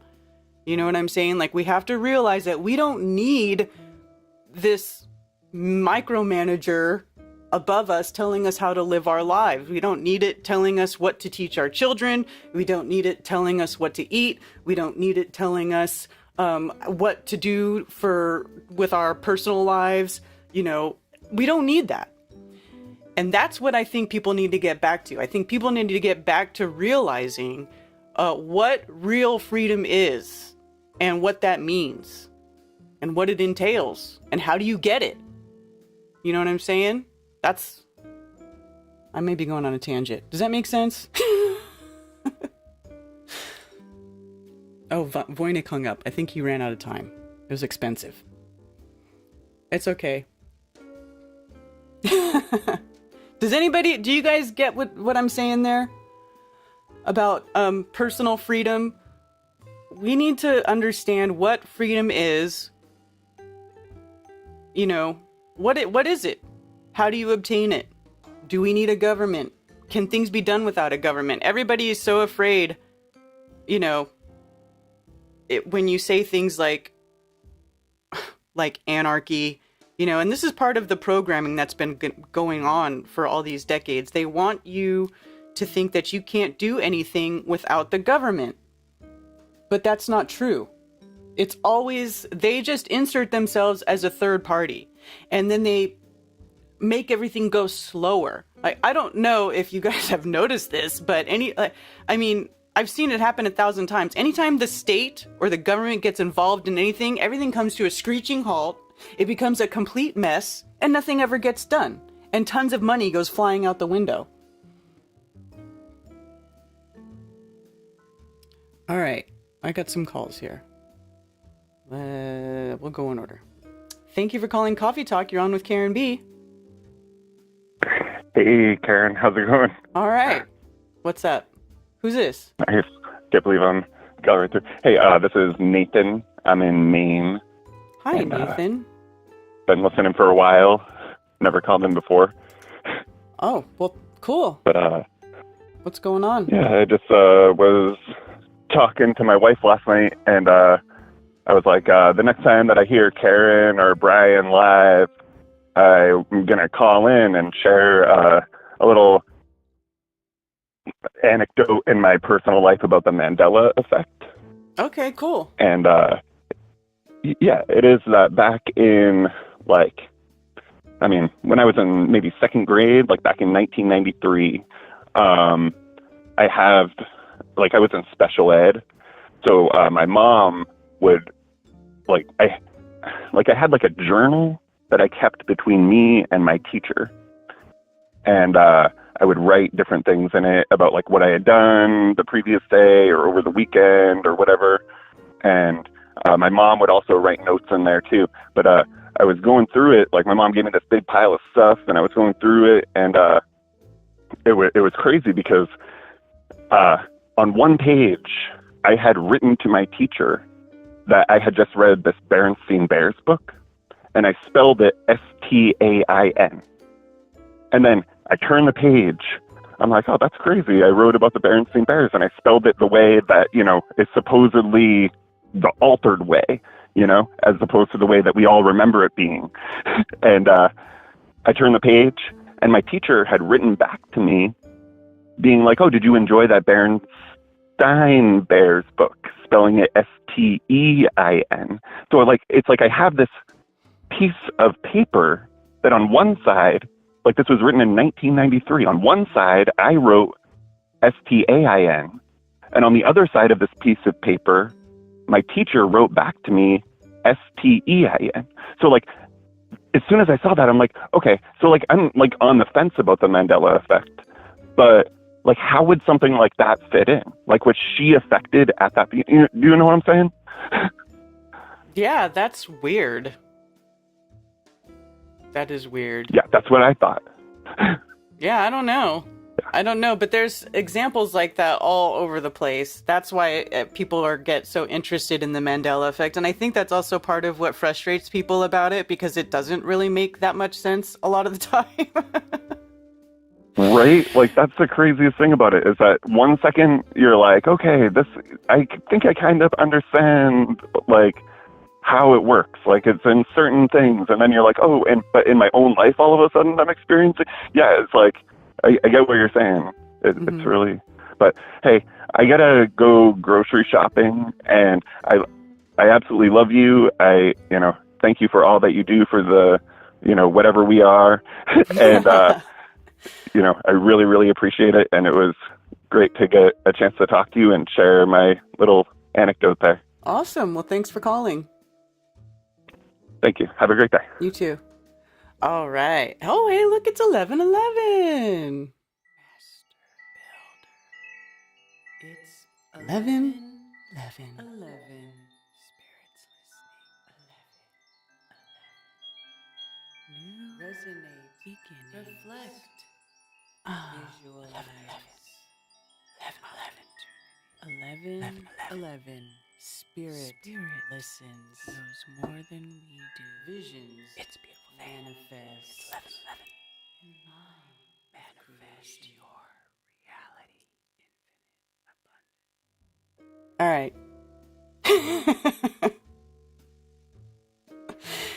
Is that cheesy or what? I like my little 11:11 movie that I made, though.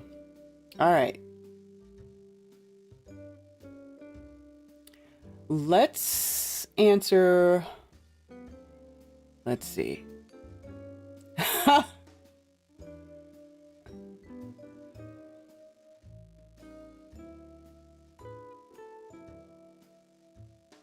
Yeah, buddy. All right. Thank you for calling Coffee Talk. You're on with Karen B. Hello? Hello?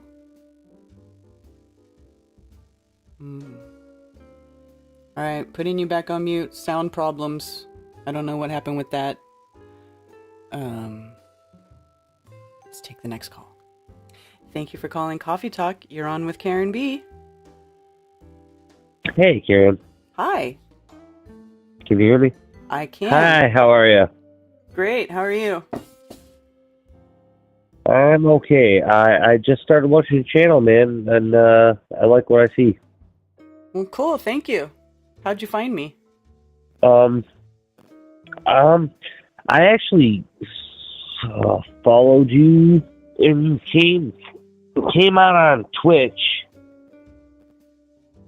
So I really don't know. Oh, okay. That's cool. I was just curious. So, you're talking about like, astrology and all that. Anything, pretty much. This show is pretty open topic, so I talk about astrology all the time. I'm into it. You want to talk about astrology?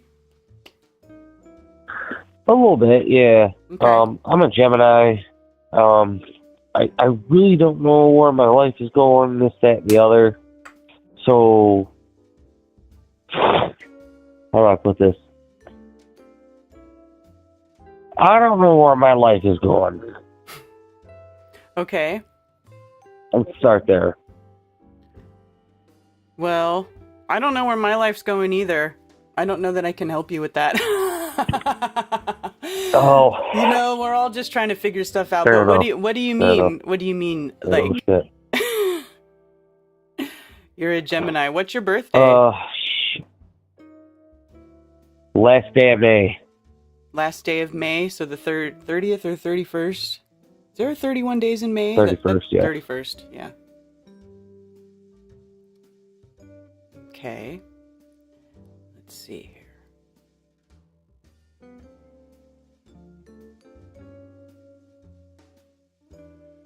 Let's see.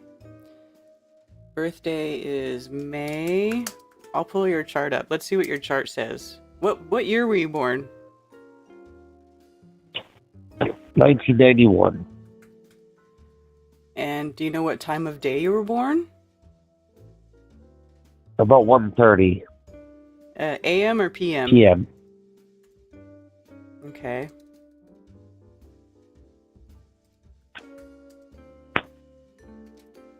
And where were you born at?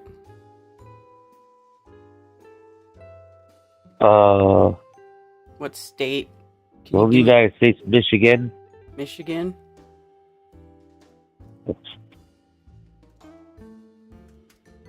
I'm asking because if I pull up your chart, where you were born and what time makes a big difference. Can you give me like a general area in Michigan? Closest city, big city? What city? Detroit. Right by Detroit. Okay. Centric whole sign. Calculate.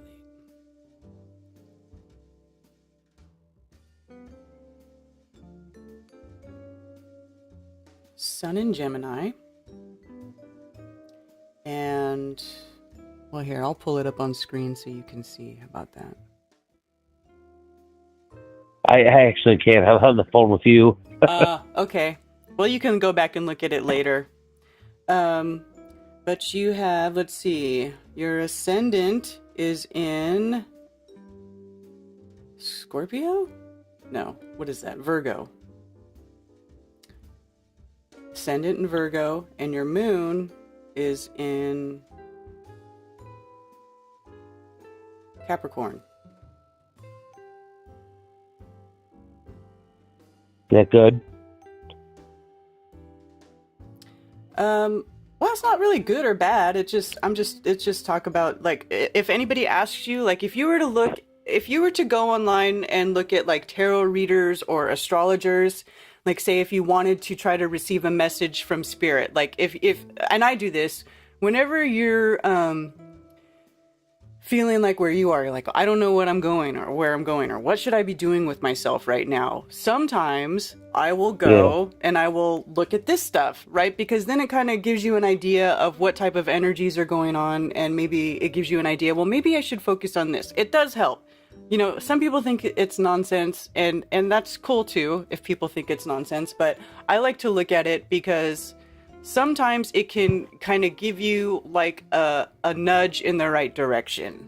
You know, it's not going to give you all the answers. It's not going to predict your future.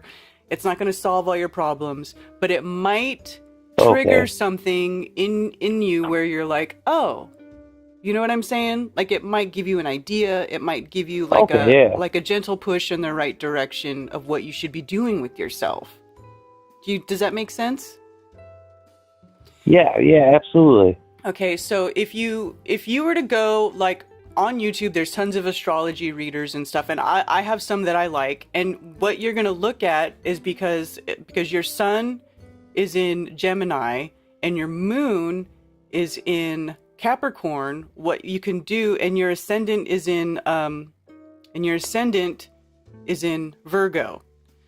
What your ascendant is, the Virgo, your ascendant being in Virgo, that ascendant is actually really just as important to your chart as your sun being in the sign of Gemini. And you probably already know quite a bit about your sun being in the sign of Gemini, because that's what everybody focuses on, the most in horoscopes. They say, what's your sun sign?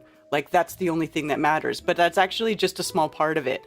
So if you wanted to look or watch videos that were directed at Virgo ascendant, you could watch a video that's directed towards Virgo ascendant or directed at Virgo, and they might talk about something that is relevant to what's going on in your life. You can look at things that are directed at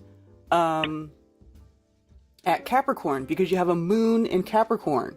So if your moon is in Capricorn, you can even watch Capricorn video messages, and that might give you some sort of insight to what's going on in your life. So, because one thing that I started doing, because I'm a Taurus, my sun sign is in Taurus. I was born in May as well. So I always looked at Taurus stuff.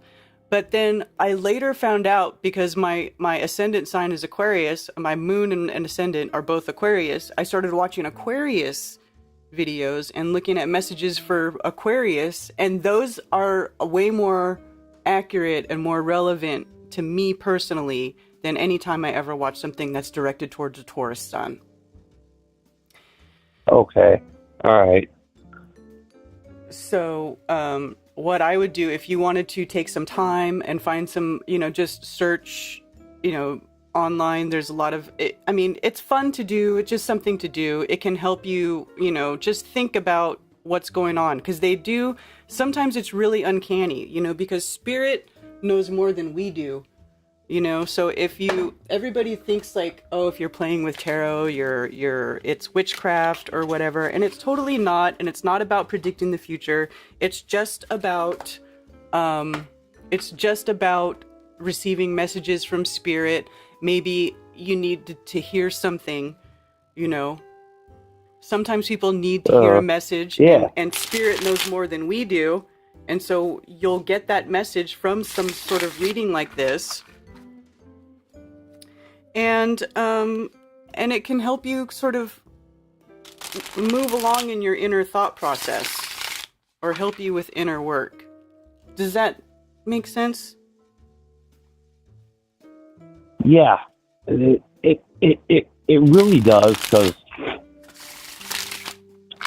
I really feel like all that brought me to you to find you, just to be awake at this particular junction in time.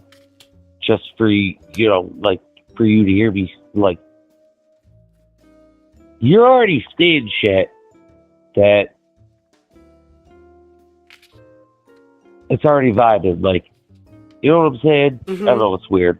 Yeah. Okay. Well, here another thing. Since you called and since we're on this subject, I just went ahead and pulled 3 cards for you. 3 tarot cards. Is that okay? Okay. Do you want to know what they are? Yeah. Usually when you do 3 tarot cards, you have like a past, the first is the past, the center is the present, and then the third is the future. Okay, so for your past, present, and future little quick reading I've got here, the first one is the Knight of Swords.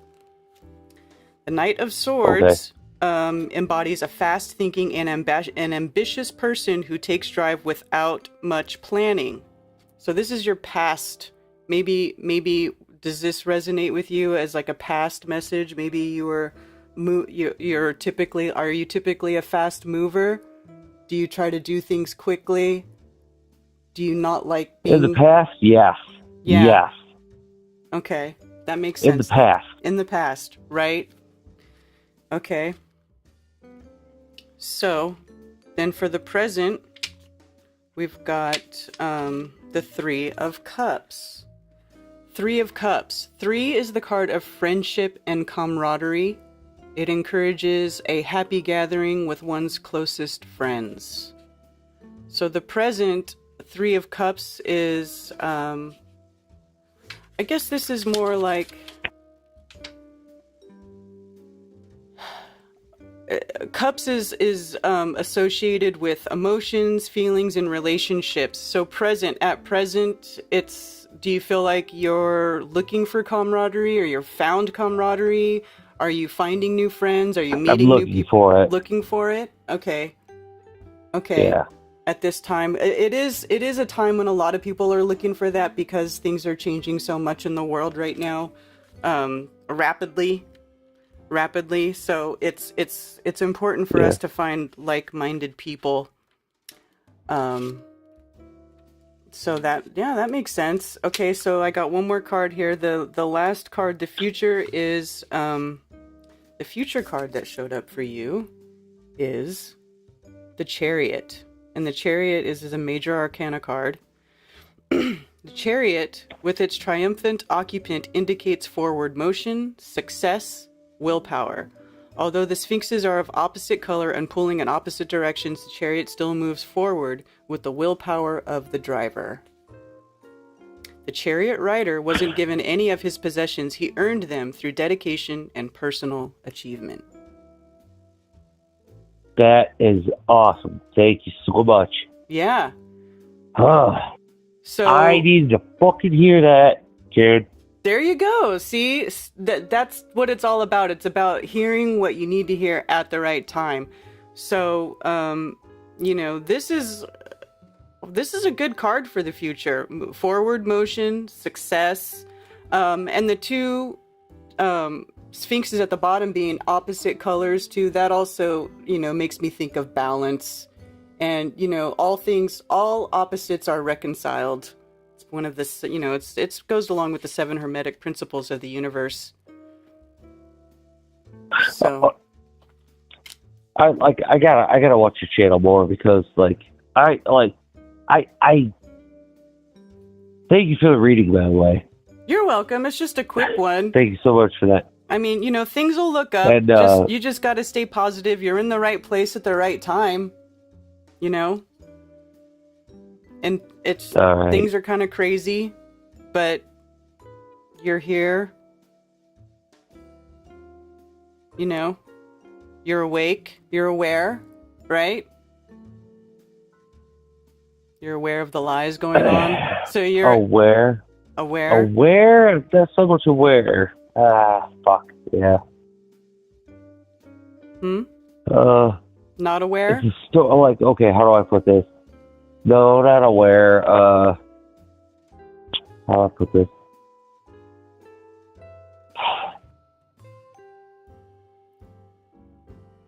Are you changing? I have to go through this, what's that? I said, are you changing? Are you going through a change? Yeah, but I always feel like I'm a half a step away from chaos. And that's what kills me. And that half a step away from chaos, I'm comfortable there.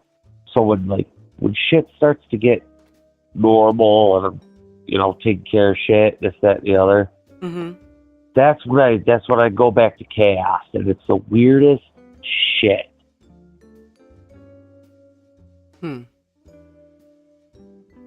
Well, you go back to chaos. Well, let's see.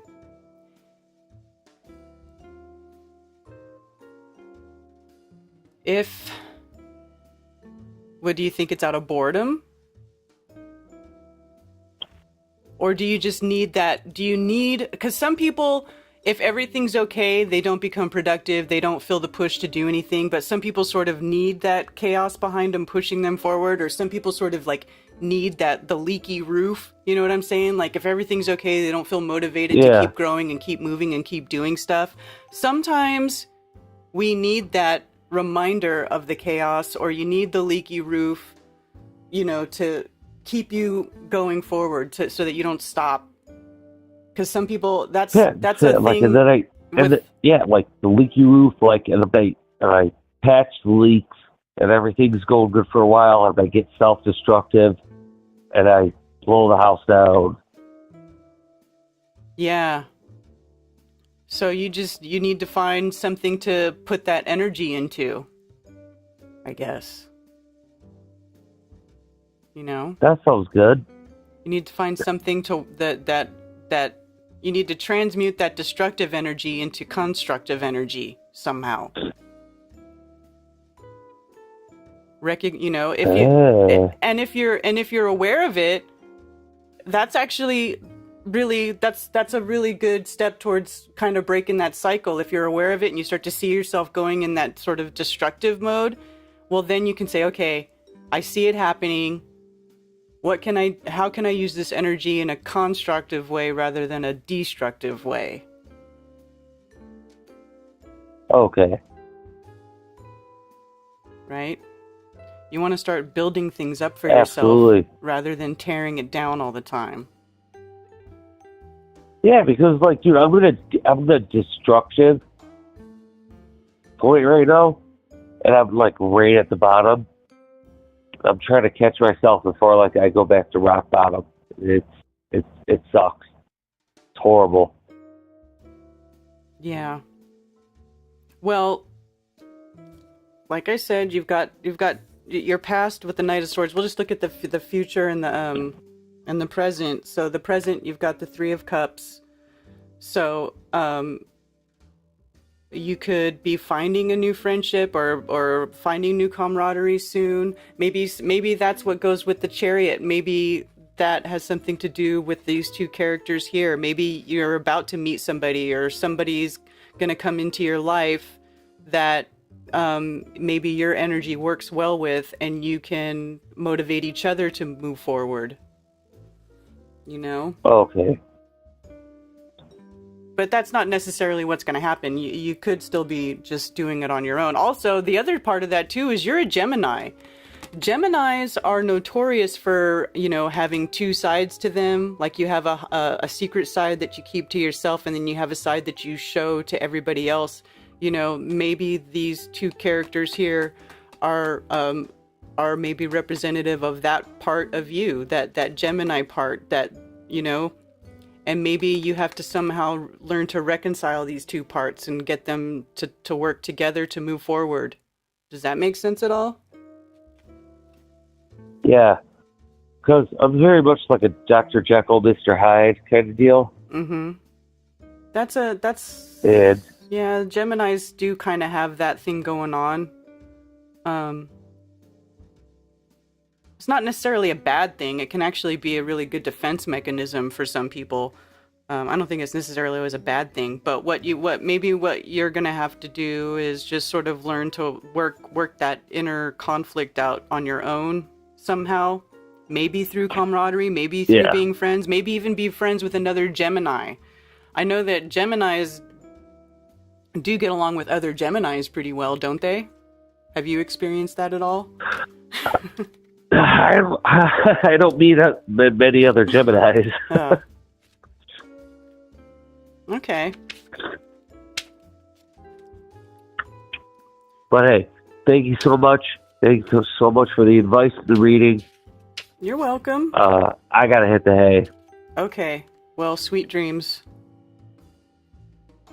Thank you so much, Karen. Bye-bye. Right, bye. All right. Let's try JM again. Thank you for calling Coffee Talk. You're on with Karen B.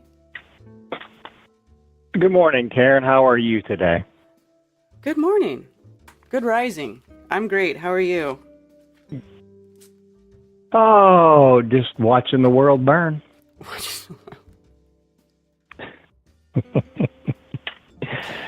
You were, that definitely was a definitely interesting reading you just did for that person. But you were talking earlier about the freedom. Yeah. And what people need to do for freedom. I agree with you on what you're saying, but I think a lot of the problem that we have going on right now in this place we call America is even the whole Earth realm, to be honest with you, people seem to have moved away from freedom. They don't want freedom as much as they want free shit from the government. Right. Or and that's why we see what's going on. I know there's a lot of people in the truth community, voting doesn't matter, voting doesn't matter. It does, but it doesn't, if I'm making sense what I'm saying. There seems to be something that they need from getting the energy from the people to go through the whole ritualistic process of the election and voting. The problem is the vast majority of the people are really supporting the bullshit that is what's going on. And a lot of that is because, in my opinion, the screen, the system, the television has programmed them to move the way the controlling elite wants the masses to be moved to.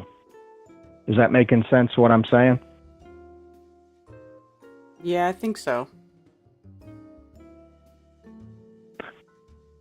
Basically, a lot of what I'm saying is a lot of the people have just gotten to the point where, yeah, they say they want freedom, but they really prefer to have more of the free shit, if that makes sense. Oh, yeah, they would rather just be taken care of. They don't want to have to process any sort of problem or face any sort of hardship or have their lives disrupted in any way. They're extremely comfortable where they are. Don't mess up my comfort. That's what most people are like. Don't take away my comfort. Exactly. And they're afraid to go through the awakening process because let's be honest, we've all gone through it, especially to the flat earth. Mm-hmm. I mean, it puts you in a shock because you're having your entire life that you've known get shattered in front of you. But once you get through that process, you become so much more alive. You realize how much more important this life is. And that, you know, do we know exactly who the creator is? No. And if somebody tells you they know exactly who he is, I probably wouldn't trust them very much. But for a lot of us, it's given us a better connection to the creator, a better understanding that, hey, there is something we're here for. We are important beings. We're not meaningless specks of nothing. Because if you listen to science and you listen to all the gobbledygook from these friggin' so-called elected officials, you know, our life is meaningless, according to them. And we came from friggin' monkey butts. You know? Mm-hmm. Yeah. I mean, it's a shame what we see going on. And like you were saying earlier about the people with the muzzles on. Yeah, I can't tell you how many times I've had to tell these people, I can't hear what you're saying. I got a piece of fucking plastic in front of us, and then I got you with that fucking muzzle over your face. Mm-hmm. You know, it's insanity. I don't know about where you're at, but they still got that plastic shit up in a lot of the grocery stores where I'm at. They hung it up, but they didn't take it down. They hung it up. I think they just too late. I think people are just too lazy to take it down. So yeah, the plastic crap is still up at the stores, even though nobody's wearing masks. Well, still a few people are, but not very many. No, we still got morons, and we still have a lot of these medical, and that's where they're keeping it enforced, is the quote-unquote medical community. These doctors' places aren't letting people in without muzzles. Really? Oh yeah. You've got to look. I've been lucky, and I found a good doctor place where I can go to where that's not an issue with the muzzle thing. But the majority of them, at least where I'm at, you know, they got signs all over the door. You cannot come in here without a muzzle on. Yeah. Yeah. It's a shame. And that's where they're gonna push it.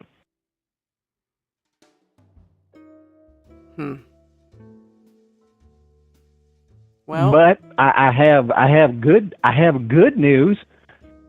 I was actually out talking to some people this weekend. Matter of fact, on Saturday morning at breakfast, I was sitting with my dogs on the patio at this restaurant having breakfast, and there's one of these workers there. He was, you know, mopping over one of the other sides of the patio, and I got to talking to him, and I started, talking to him about how crazy everything is. And then I just flat out dropped flat earth on him. And he looked at me and he goes, "Are you telling me the earth is flat?" And I said, "What do you see out here, man?" I said, "You ever been on a plane?" "Well, yeah, I've been on a plane." "Do you see a curve?" I started breaking it down. He started thinking. I said, "I know I sound crazy." I said, "The same person who's a good friend of mine that told me this years ago, I thought he was crazy. I thought my good friend was crazy when he told me this years ago. But I had to prove him wrong." I said, "Guess what? I couldn't prove the guy wrong." I said, "Now I'm asking you." I said, "I got a bet with you now." I said, "Prove me wrong. Prove to me that I'm crazy. Prove to me that we live on a magical spinning ball." And he starts thinking. He goes, "All righty, I will." And this other customer came walking up and he goes, "Ooh, what's the bet we have going on here?" I said, "Hey, come on in and join in on it. I want him to prove to me that we live on a magical spinning ball." The guy looked at me and he goes, "We don't live on no magical spinning ball. Hell, have you seen what's going on with the moon lately?" I said, "You know." He goes, "Yeah, I know." And he walked in the restaurant.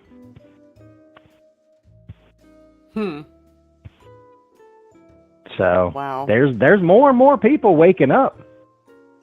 Yes. Yes. Which is great. That's great. But, the thing about waking up, though, the thing about coming to that realization is when you realize all this stuff, that what's going on, though, you then, anybody who starts to wake up, like the second that switch goes off in your mind and you realize everything is not as it was, immediately you have to start looking at yourself and asking those questions about, whoa, at least that's what I did. I went internal almost immediately because I was just like, what have I been doing this whole time? Everything I've been thinking, saying, pushing, the way I've been behaving, all of that stuff is a result of your indoctrination. And then you have to go in and you have to examine everything about yourself, everything you ever believed, everything you ever thought was true, and you have to reevaluate literally everything. At least that's, in my opinion, that's what happens. And I think a lot of people, right off the bat, they see that, they get a glimpse of that, and that's when they shut it off. Nope, don't tell me. I don't want to know. I don't want to know. Because it's a lot of work. It's a lot of internal work to come to the realization that you've been lied to, and that you now have to become responsible for yourself and your thoughts and the sort of media that you consume, and make decisions about what is true and what is not, and what is worth spending your time and energy on and what is not, rather than somebody telling you all this stuff, which is what we're used to having happen our entire lives. So immediately, once you start waking up, you have to do a ton of internal work, because now you don't get to just react based on what you've been taught your whole life. Now you got to think about shit. You know what I'm saying? Now you really got to think about it. Is this what I should be doing? Is this right? Is this what I want to endorse? Is this something that I believe in anymore? Is this even good for people in general anymore? You got to look literally at everything, and it is way easier for people to just shut that shit off, close that door, and go right back into their, programmed reality.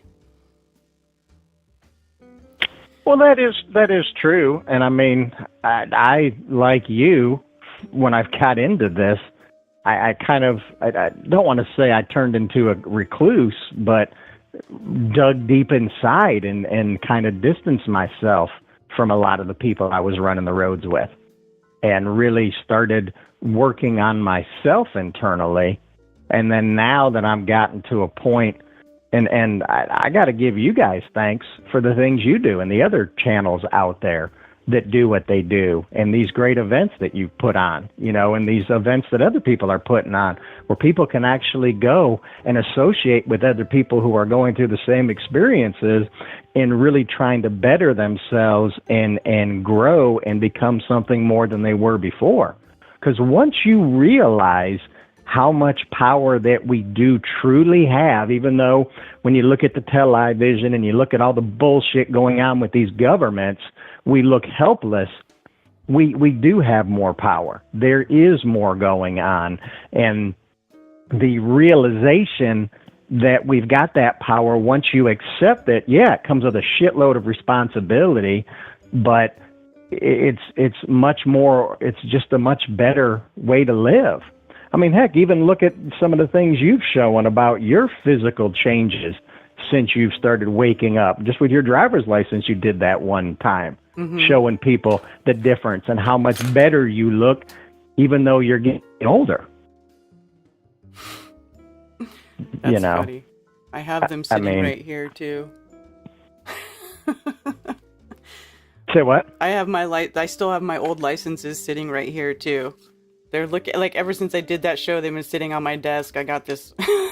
They're so ridiculous. I don't even like looking at them. They're so terrible. I mean, heck, you're not the only one going through better. I've noticed myself going through a whole lot better stuff. Hell, I had to go buy friggin' new pants this weekend because my pants didn't fit anymore. Not because I got fat, because I'm down to the same size waist now that I wore in friggin' high school and in my 20s. That's amazing. And I wasn't fat to begin with. Right? But, yeah, I went out and bought a pair of 32 friggin' blue jeans this weekend. And it's like, damn, I haven't worn these since I was in my fucking late 20s, early 30s. Yeah. Jeans this size. Yeah, I mean, I got back down to I got down to less than my high school weight.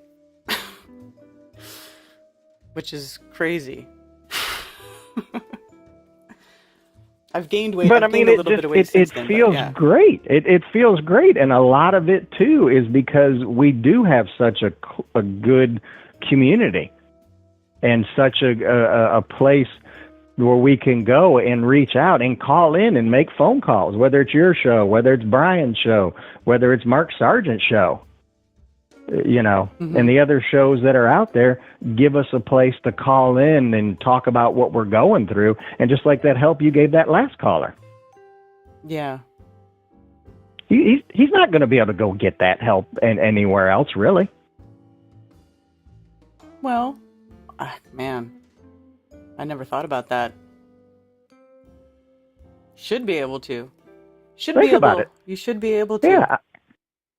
But when you're looking for that sort of, nudge or you want to talk about that stuff, people just blow it off as, they just blow it off. They don't take these things seriously. No, they call it crazy. Oh, that's horoscope shit. No, it's not. Horoscope is the nonsense they put out there to friggin' get people from looking into the truth. They always try to do that. If it's truth, they try to make mockery of it, make fun of it. Yeah. And this is coming from people who give us friggin' plastic models, now CGI, and give us all this bullshit sending magical rockets into space. Give me a fucking break. Yeah. Yeah. Yeah, exactly. Hell, my son was on a plane flight last week. He brought a level on the plane and he sets it on the table, the table that comes out of the back of the chair, and he keeps pointing out, look, level ain't moving. We going flat. Mm-hmm. He's sending me all kinds of pictures looking over vast oceans. He went skydiving this weekend. You know what his response was? I didn't see a curve anywhere. Flat as could be up there. Oh, yeah. Not gonna see a curve either.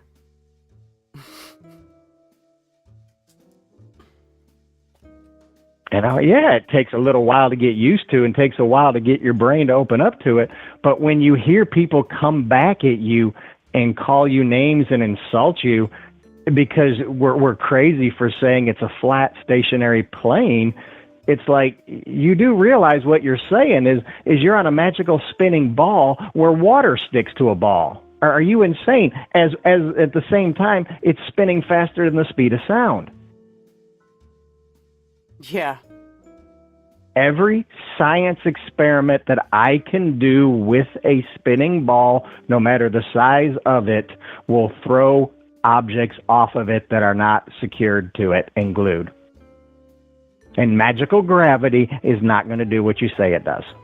Because that's some magical shit. And you start explaining that to people and showing them on the airplanes flying and going, explain to me how this works. So you're telling me the plane's going over 1,000 miles an hour sideways and landing on a north and south friggin' runway 2 at the same time at hundreds of miles an hour? That doesn't even make sense. Mm-hmm. Yet I got a wind that's coming the opposite direction that the Earth is spinning. Explain that to me with your gravity. Yeah, exactly. Or oceans, or tides, or anything like that.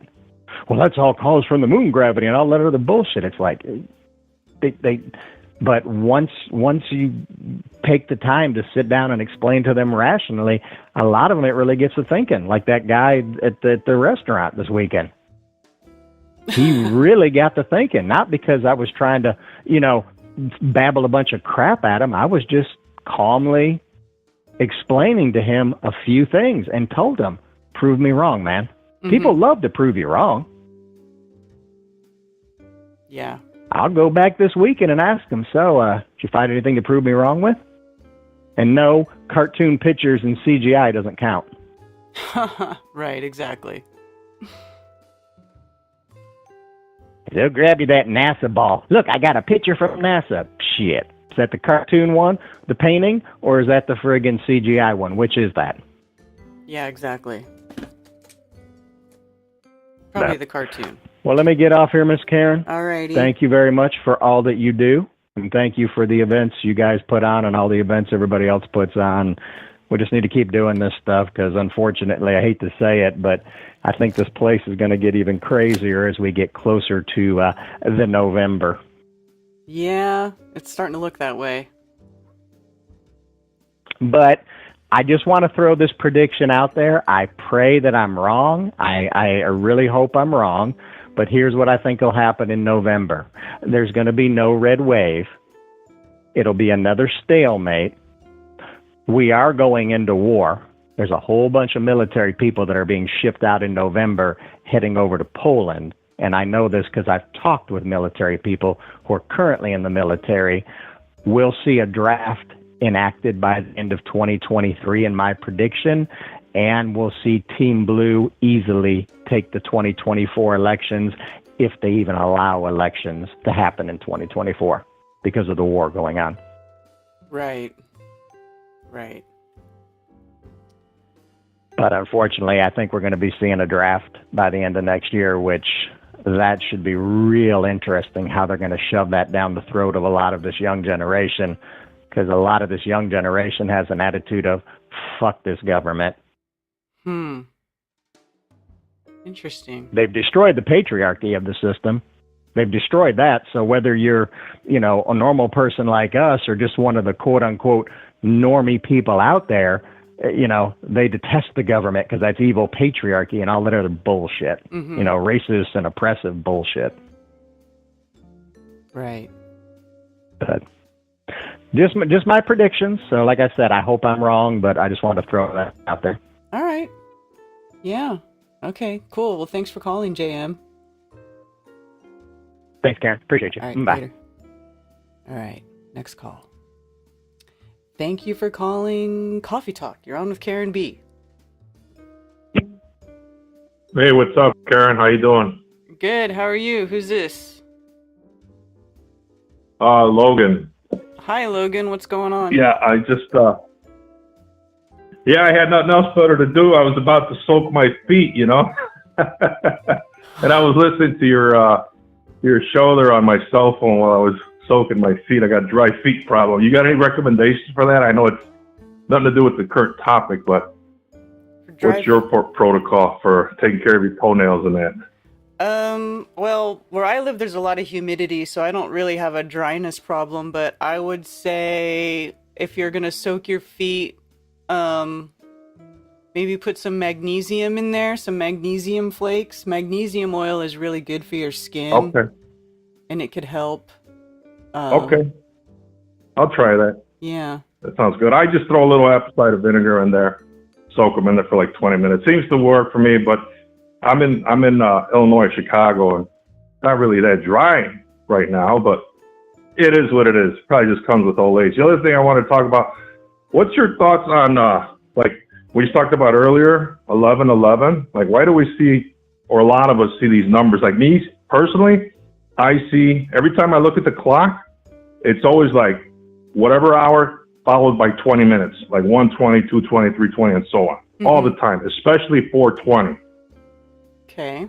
For like the last 3 years, I've been seeing this over and over and over. Like every time I happen to look at the clock or anything, television, I'm watching your show or Brian's show, and somebody has a name like 420, such and such. Like right now, Capilicious 420 on the.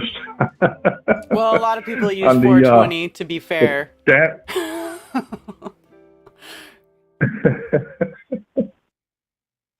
Yeah. So what's your take on all that?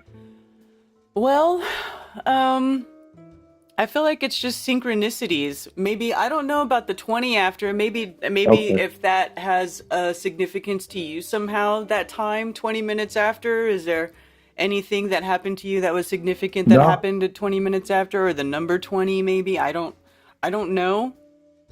Man, for the life of me, I don't know. My kid brother passed away like 3 years ago, and I went to go see a therapist.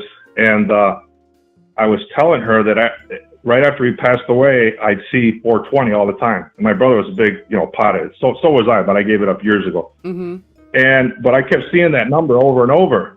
And I had like a chest pain after my brother passed away. That's why I went to go see a therapist. And I was telling her the whole story about 420. And at the end of our session, she tells me, let me look. Let me see what this 420 means. And she looked it up, and she says, oh, it's your guardian angels. They want you to know that you're protected, and da-da-da-da.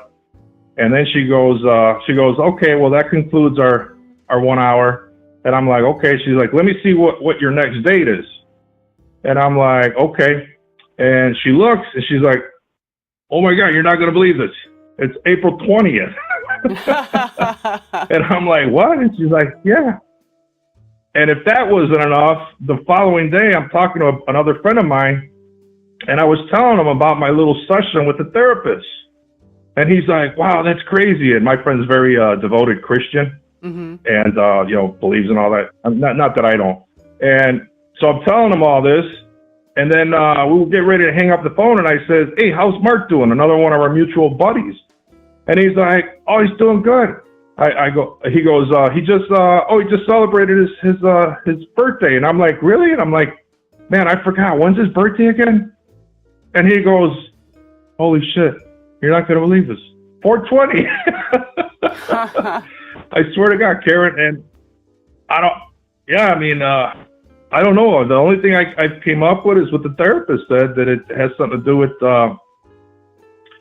with guardian angels. And I've looked online, like, see what it means, or mm-hmm. You got random people, spiritual people, and all this stuff. Well, and I don't know what to make of it. Another thing I wanted to talk to you about, my thoughts on what's going on. I think that the powers that should not be have run out of time, and they're throwing everything at us. Okay. Mm-hmm. And one of the things that they thought was going to work for them was they were going to try to divide the majority of the people, okay? So what I see from my perspective, and the way they're doing that is with this whole pandemic event, okay? And I think what they wanted to do was they get half of the people, or the majority of the people that are vaccinated, waiting for the unvaccinated to croak. And us unvaccinated people, we're waiting to see what happens to them. So in other words, how they sometimes say that the human collective, right, is what dictates our reality.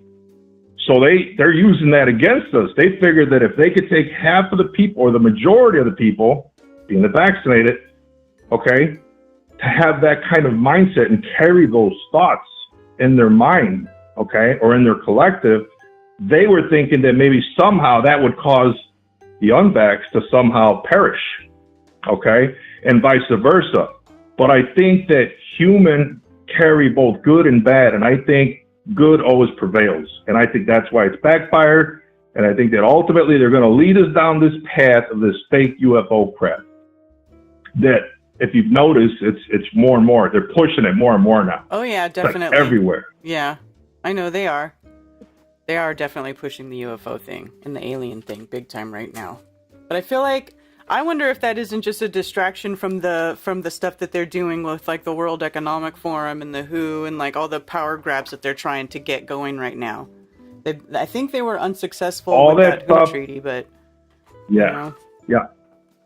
I think all that stuff's meant to put you in a certain state of mind, okay? Because like the last caller said, that we're powerful people, and or there's a lot about us that they know that we have that they probably don't have, okay? Mm-hmm. But they've used it against us.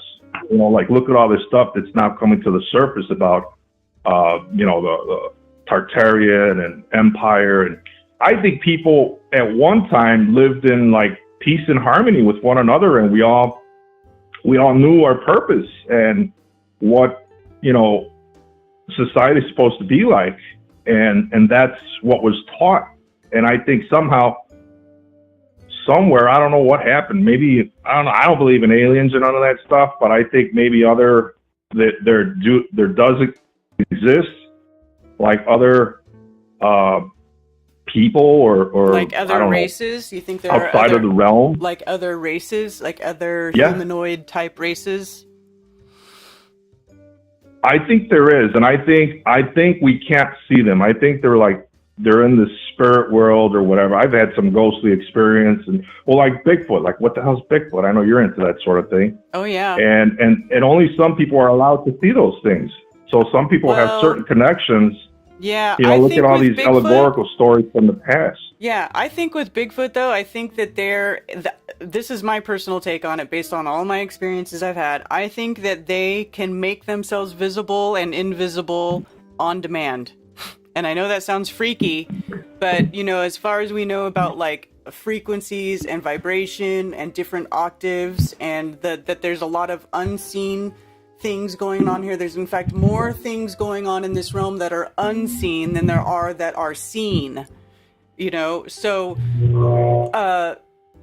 in my opinion, I think they can just turn it off and on at will, and I think they choose for the most part to make themselves not visible to us, because when we see them, we scream and run and shoot and act like crazy idiots. So I think they choose to stay hidden. That's our. And you know what promotes that type of mindset is the movie industry. Their propaganda media monster. That's what. Well, yeah, and look at all the Finding Bigfoot shows and the monster hunters and stuff, and they want everybody scared to death of going into the woods and seeing a big, hairy, bipedal creature, when in reality, they're not here to hurt us. And if we could get past that fear and that programming, and we could start like maybe communicating with them, I think we could learn a lot. Absolutely. Yeah, I think you're right.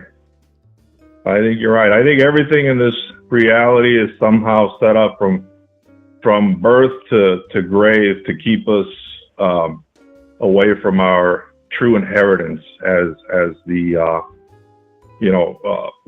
kind of like masters of the universe. If there is a universe or whatever, masters of this realm. Yeah. Like, we're the reasons why it's here. Because if you think about it, we create everything. I mean, we create the wealth that gives these bloodlines that have ruled over us through war, terror, famine, murder. I mean, you name it. These people got to their political might from doing all that sort of stuff. They just figured out they were slightly more advanced than the rest of us, and they knew how to tap into this source, and they figured out there's a dark side to it. And they could thrive, and nobody else would dare touch it. And then they use that to their advantage. And who knows? Maybe they know something. Well, they obviously know something we don't. Right. And I think whatever that is, I think that's beyond the wall. Okay, or up there in the 80th parallel line where the Antarctic is and all that stuff. I think somewhere out there's something valuable out there, something that they can't hide. And I think eventually, I think more and more people are going to catch on and you know, start asking more questions. And I think it's going to come to a point where we're going to find something out. Somebody out there has the right mind for technology. Like I myself have thought about, like, how can we do this? You know, we know that they're using those satellite balloons. And I'm thinking, man, maybe if there's a way we could make our own satellite balloon, right?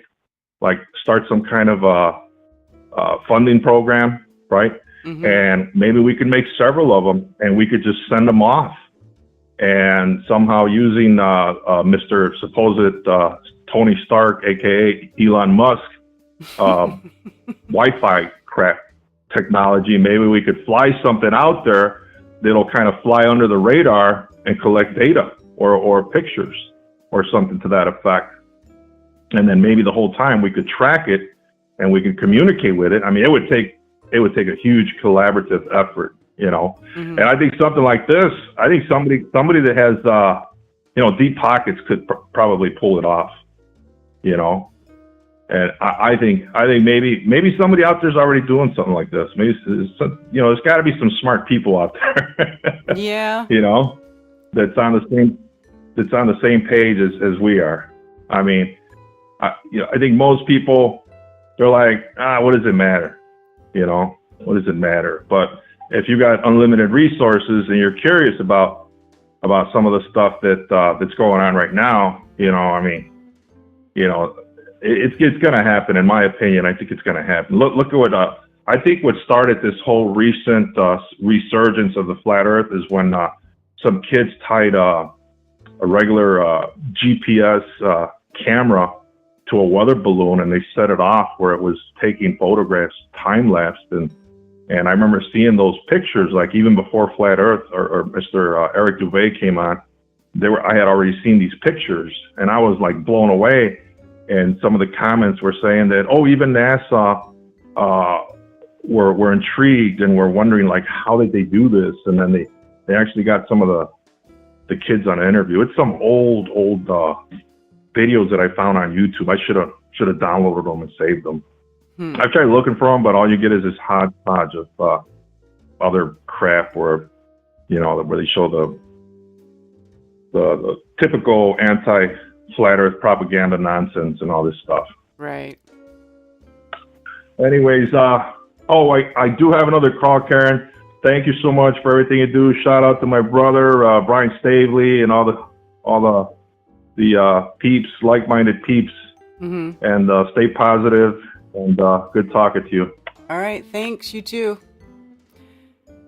Yeah, I think what that guy is experiencing with the 420 thing, and then him saying his brother's into it, and then I was reading about 20 as a numerology. I don't know if he'll listen to this after, but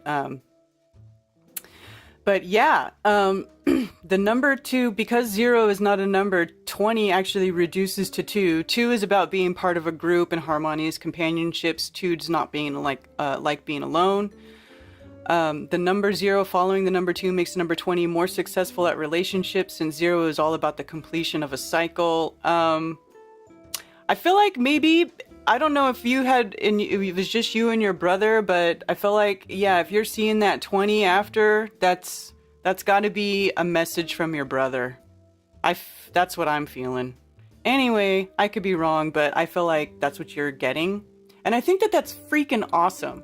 You know, a lot of people have that, where they have someone close to them who passes on, and then there's some, secret meaning or like a little message that only is significant between those two people that kind of lets you know that they're still around, that their energy is still around, and they're still attached to you, and they're looking out for you. I think that's fantastic, because we all know that energy can't be destroyed. It can only change form. So your brother's energy, while he's no longer here in this physical world in a physical form, he's in another form, and his energy is still here, floating around the ether somehow. I don't know if we're ever going to learn how that works before we die. Maybe you only figure it out once you cross over. But somehow, some way, I do believe that our loved ones' energies are here, because I get messages from mine all the time. I see stuff, you know, and I always see it when I need it the most, you know, when I need it the most, I get those messages. So I do believe that that is a thing and it's real. All right. Thank you for calling. You're on with Karen B. Hey, Queen B, how are you? Hello, Dr. Law. Good to hear from you. How are you? I'm doing okay. I just left the hospital with my brother. He's still not home. He's got pneumothorax in the right chest, meaning his lung is collapsing because of air or fluid in there. So we're waiting for him. They just took the tube out. Hopefully he'll be home later tonight or tomorrow morning, because I've got to leave and go back to South Carolina tomorrow evening. Mm-hmm. Yeah, but just wanted to tell everyone, you know, who knew about my brother's condition, you know, I just want to let everyone know, you know, thank you for all the prayers and a healing vibe that they've sent out. You know, it's because of that, you know, that he got through. Because I definitely think it was the shot that put him in there. But hey, who am I to know? Yeah. I know. They make it so difficult to make that connection because it affects everybody in such different ways. You know. Yes, and his family side, they're all in denial. We were talking about Justin Bieber yesterday, and his sister-in-law asked about him. She said, "What happened?" I said, "Well, I heard it's from the shot, the vaccine, right?" And she goes, "Oh, no. It's probably from all the drugs and things that he's doing, you know." I'm like, wow, it's crazy. These people are nuts. They're mentally retarded. They have a mental problem. They are. And saying that is not an insult, because they are retarded. They're slow at learning. These people cannot put one and one together. That is the correct word for it. I agree with you. It's the correct word. You know, it's not derogatory. I'd rather be called retarded than dumb. Yeah. You know, but at the hospital that he's at, I'm walking all through there without a mask, but everyone else is masked up. From entering, it has a sign with a whole bunch of boxes of masks. Take one, need to wear one all the time. I walked by it, walked to it. I walked into ICU one time, the first time my brother got out from surgery without a mask. I'm the only one there. They said nothing to me. But the second time I went in there, the second hour, because you can only go in every hour for a few minutes, they told me I needed to wear a mask. So I'm wearing a mask in there with, under my chin, over my mouth, and they have no problem with it. I get in there, I take it off, and I just talk to him. We just sit and talk. And these people are mentally retarded. The nurses are laughing behind the desk, and some of them have their masks, pulled down below their mouth. Some of them take it off. But when I come and approach them, they'll throw it right on. Right. It's incredible how stupid they are. Yeah. Words cannot explain how frustrating it is, And his wife, too, my brother's wife, she's an MD, wearing a mask all over the place. I don't understand these people. In a way, I'm kind of happy to leave tomorrow, but I'm sad to leave my brother here because of these people, the way they're going to, treat him afterwards, Yeah, exactly. But that's my rant for right now, Queen B. I love the show. I always look forward to it every Monday. This is the best Monday morning coffee show ever.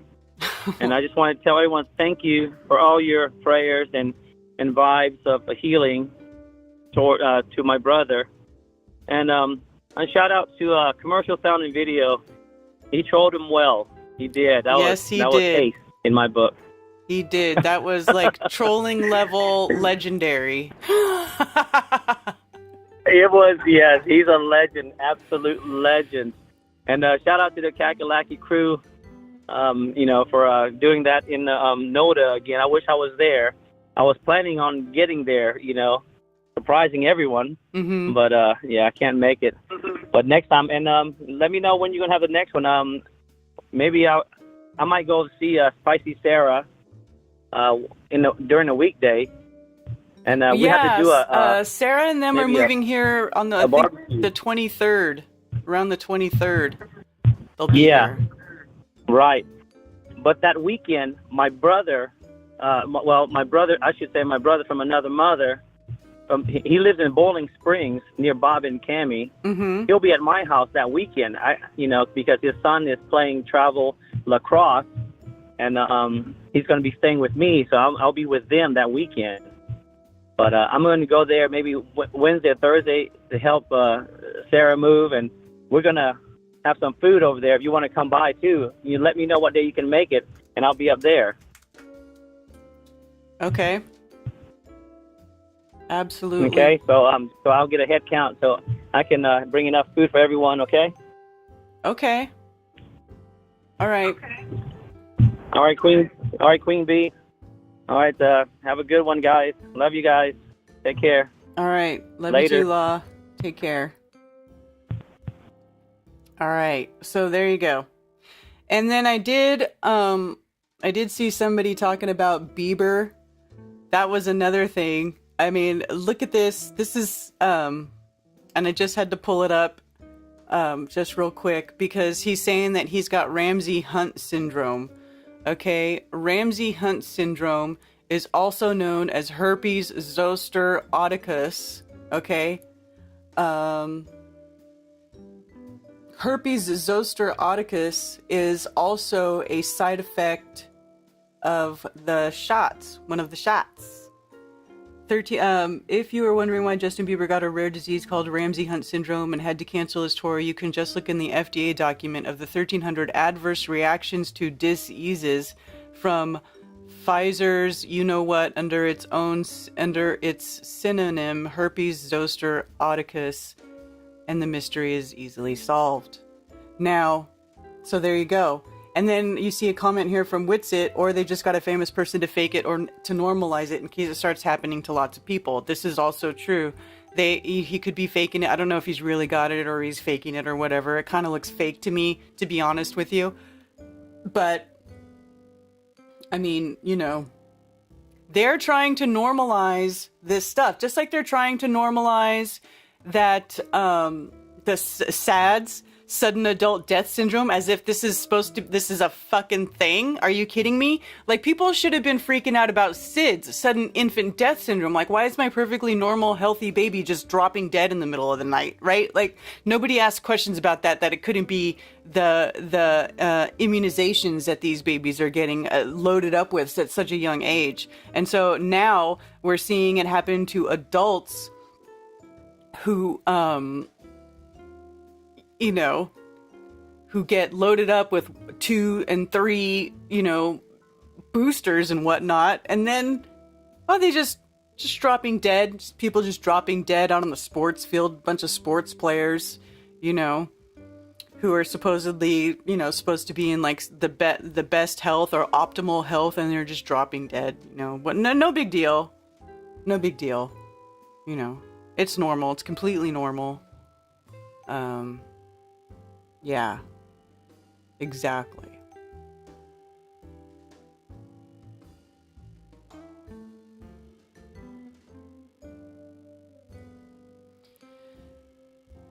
Let's see what's going on over here. Let me just catch it.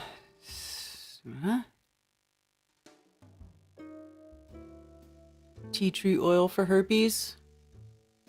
I'm sure you could probably use MMS too. Yeah, children with heart attacks, exactly.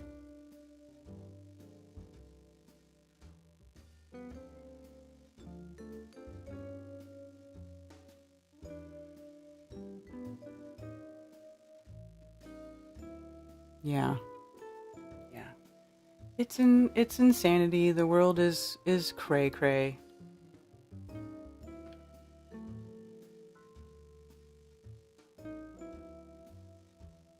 Steve Graham, thank you for the tip on Rockfin. Buy some Guatemalan coffee. Okay. Actually, I think I did just buy Guatemalan coffee. I'm not kidding. I ordered some online, and I think I did order some Guatemalan organic coffee. Believe it or not. Oh, and thank you also, Amos, for the tip. Cheers. Thank you for the support over there for you folks on Rockfin. Appreciate it. Too much vax, not enough vax. Yeah.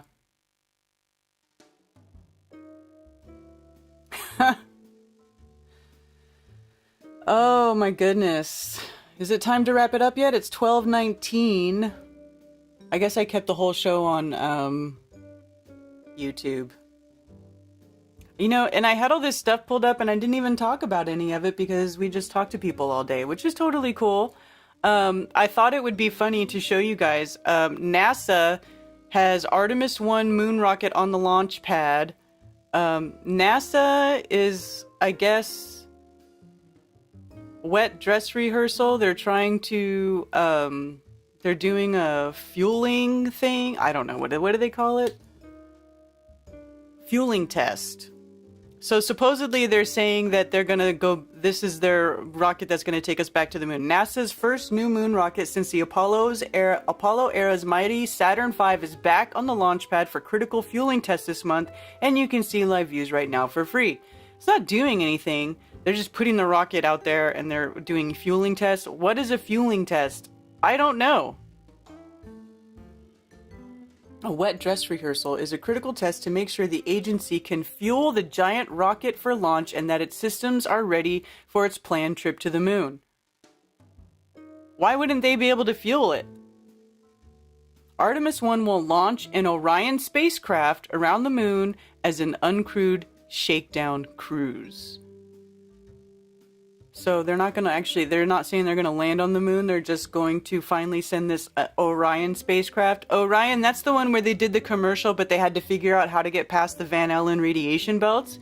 Did they figure out how to get past the Van Allen radiation belts? I wonder. Spacecraft has already passed one major flight in space in 2014 and is expected to take on a second journey shortly, with the Artemis 1 mission expected to launch no earlier than May 2022. Okay, well, May 2022 is already passed, so they've already missed that deadline, so how far are they going to kick this can down the road? Similar in shape to the Apollo spacecraft, Orion is designed to carry up to 4 astronauts to destinations such as the Moon or Mars. Orion is a significant upgrade from Apollo. The spacecraft is newer and much larger than Apollo and sports electronics decades more advanced than what Apollo's astronauts used to fly to the moon.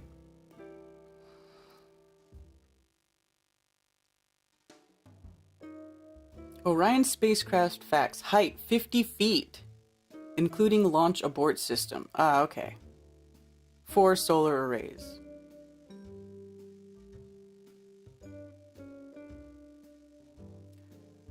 Lockheed Martin is the prime contractor for the spacecraft. The company began work on the spacecraft in 2004 during a competition for the contract, which was valued up at $8.15 billion when Lockheed Martin won it in August 2006. Orion was originally built for NASA's Constellation program, and it was intended to bring humans to the International Space Station, the Moon, and ultimately Mars. The program was canceled in 2010 after President Barack Obama's administration requested that NASA focus on other goals. What other goals? What were the other goals that they had to focus on?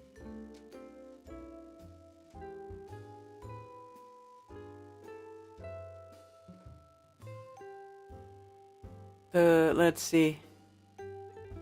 Joe Biden administration committed to continuing Artemis after coming to office in 2021. The next major stage in spacecraft development will be the Artemis 1 mission, which will see how well Orion performs in a cislunar environment. That will allow engineers to ready the spacecraft for human missions later in the 2020s. Besides the flight test, Orion has proceeded through many years of ground testing to ensure its readiness for space. Some recent milestones after its first successful space flight include completing parachute testing in 2018, acing a key propulsion test in 2019, and performing a splashdown drop testing in a pool in 2021 to prepare for their humans aboard Artemis 2.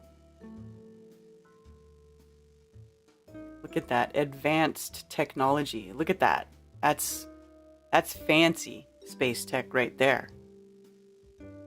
Look how much more advanced that looks than what they went to the moon in. I mean, night and day.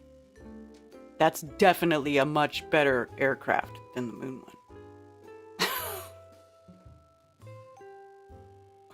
I mean, what a joke.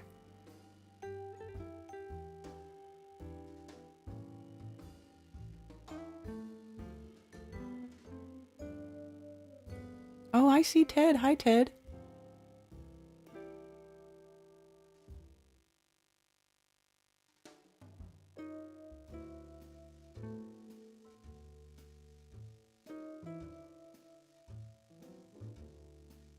Nice CGI. Yeah. Yeah, it's ridiculous. You know what I was thinking about the other day? Like, think about this, you guys. This is their stupid little rocket look at, we are going. We're going. We are. We really are. No, you're not. But think about this, like with the space station and stuff, how they put it supposedly in the vacuum of space. And then, let's see, and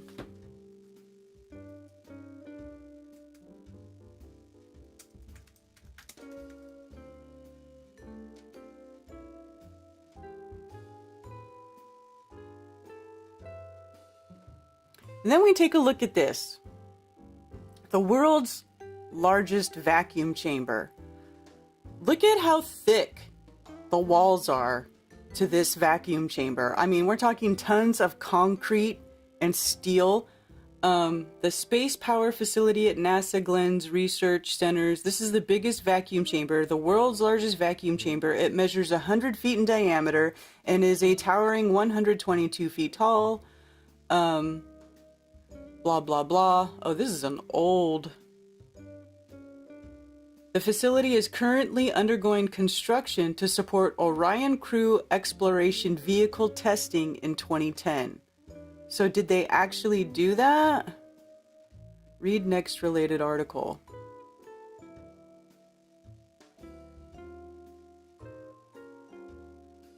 Ready for final Artemis launch preparations. So here they're talking about how they got to test the Orion spacecraft in their vacuum chamber. Oops. Okay. And then ready for final launch. So did they test it? Where's the test? Can we see how they did the test? Its shipping container. Blah, blah, blah.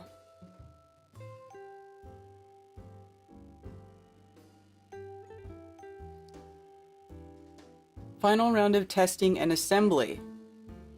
So this is from March 26, 2020.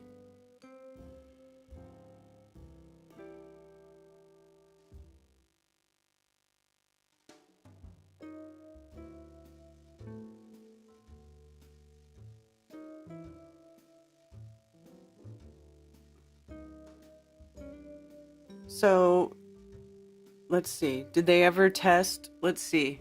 NASA. Orion.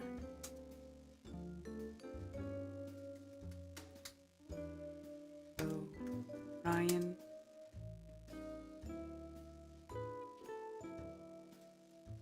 Vacuum chamber test. I'm going to search NASA for the Orion vacuum chamber test.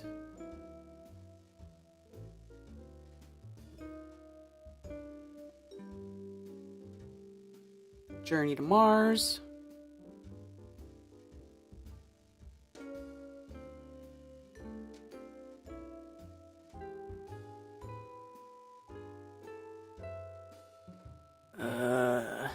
Yeah, I mean, I know I'm not going to find it, but I just wanted to see what would happen. I mean, they say that how come they never show you these tests?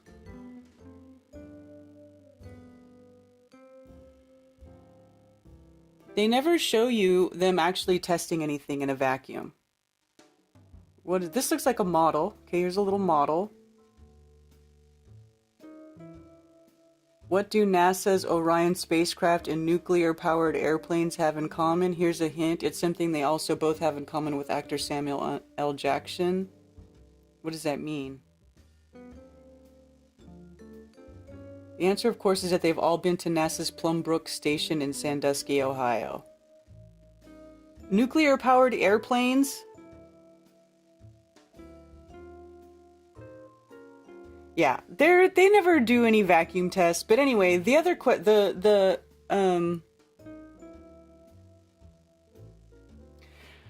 my question is, if this is the kind of structure they need to simulate a vacuum, how come they can put, spindly little weak, not very enforced structures out into the vacuum of space and it's okay? I feel like if this is the sort of protection you need, and they can't even simulate a full vacuum of space in this chamber, it doesn't even get to what they tell you the vacuum of space is, which is 10 to the negative 17 torr, which is 76 quintillion times less atmosphere than what we have here at sea level on Earth, which is like an unfathomable number. They can't even get anywhere near that. And then yet they take and they put, they tell you that they put these stupid little things out in space and it withstands the vacuum of space.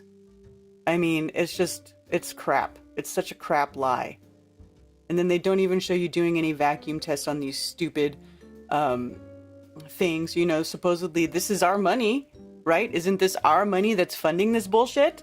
So I want to see the test. I want to see the vacuum test for the Orion capsule that goes into the vacuum and withstands a vacuum of space. And I want astronauts to be in it.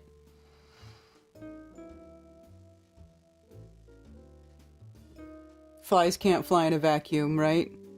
I want reparations from NASA.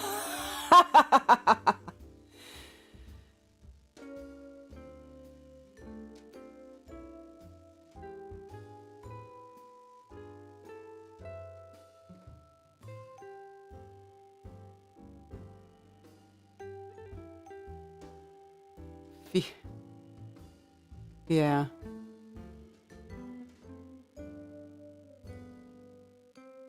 Saw an article recently that said NASA is having issues with testing new spacesuit, which is going to cause delays. Their spacesuits, yeah, it's all bullshit made up. I agree, Steve. They can still cannot get to the level of vacuum in space, not even close. Exactly.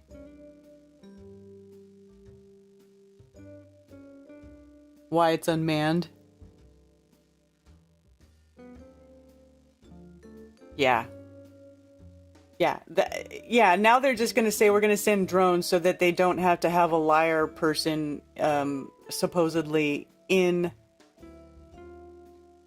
the in the spacecraft. Nobody has to tell a lie then, right? Or well, somebody's lying still, but they don't have to have some person, some actor not saying that they were in there when they weren't, and they don't have to fake any video of somebody being in there. I mean, they could just. I feel like with technological advancements, it's going to get easier and easier for them to fake space. Because look at it, now they don't even have to put people in there. They can just send their drones out into space and then get the data back, right? And then we can analyze the data, right? It's going to get easier and easier. Oh no, we don't have to keep people alive in space. Now we could just send, any sort of CGI vehicle out into space and make up any kind of bullshit data that we want that we're getting back from there.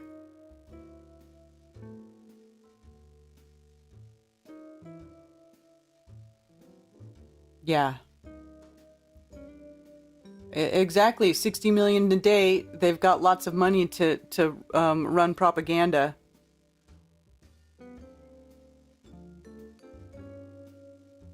Who argued about the 10 to the negative 17 torr?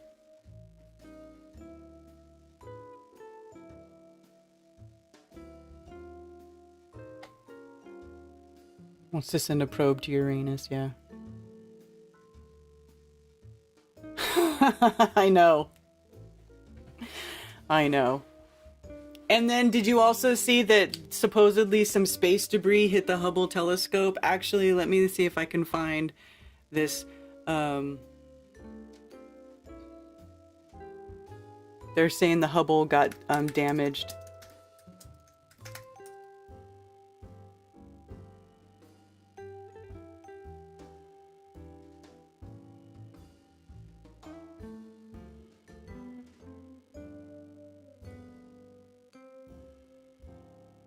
Let's see.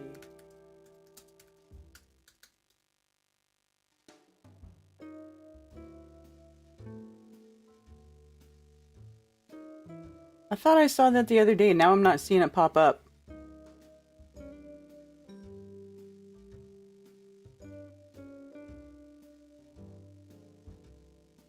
Trouble with Hubble payload computer glitch.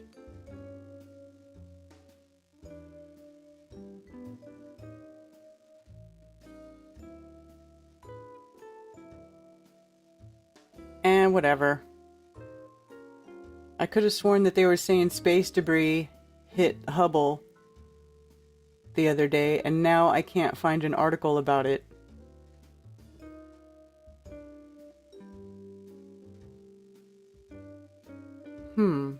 That's weird.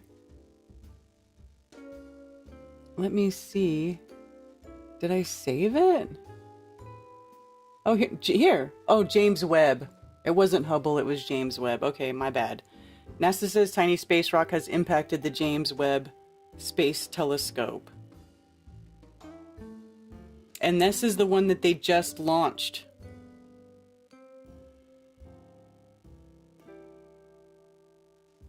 Supposedly. Oh, they say Webb's in one of them Lagrange points, a parking spot in space, right? The parking spot. Such crap.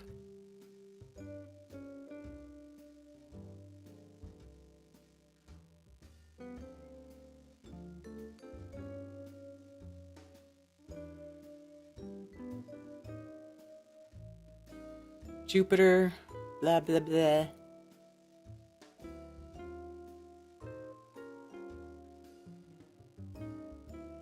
And Webb was built with massive error margins, so the physical degradation that is expected over time will not bring the mission to a premature end.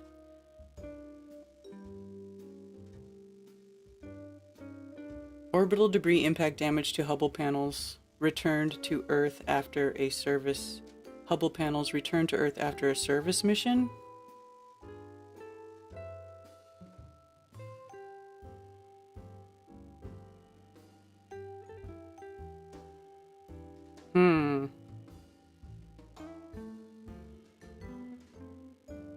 The first full-color stereoscopic images from Webb are still due to arrive on schedule July 12th, 2022. So they're still waiting to get pictures back from it? Yeah, remember when they went to the moon? The next day we had pictures from the moon downloaded and like on the front cover of the newspaper? They're so inconsistent with their bullshit. I mean, all you have to do is pay attention and you'll see through all of it.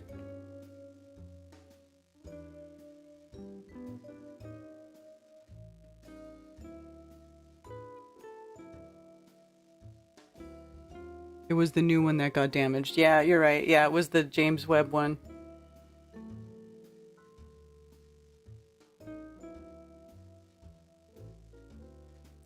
NASA, $420 million developing the next generation suit. And the suits are like less, they're not even, they become less and less complicated too, right? It's, because now they just look like the Stig from Top Gear. All the astronauts just look like the Stig.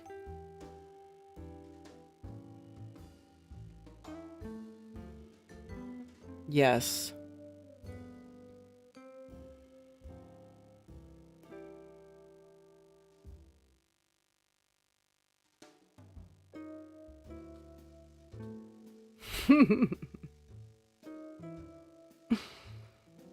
Yeah.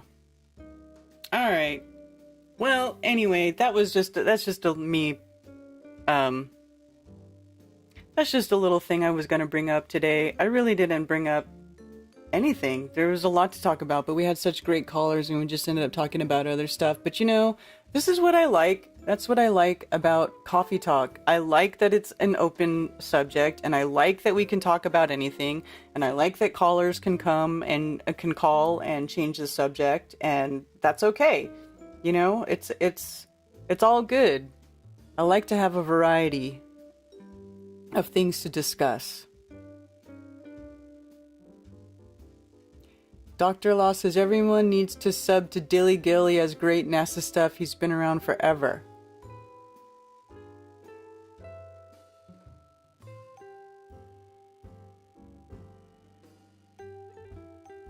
Look at, I can't even go to his channel from chat.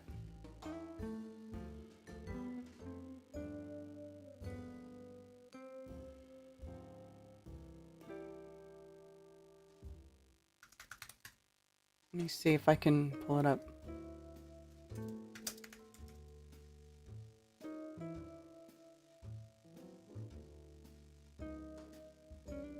There you go.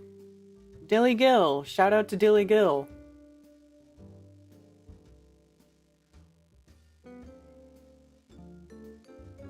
You haven't been uploading very much, dude. Maybe upload some stuff. If you want, you don't have to. But there you go.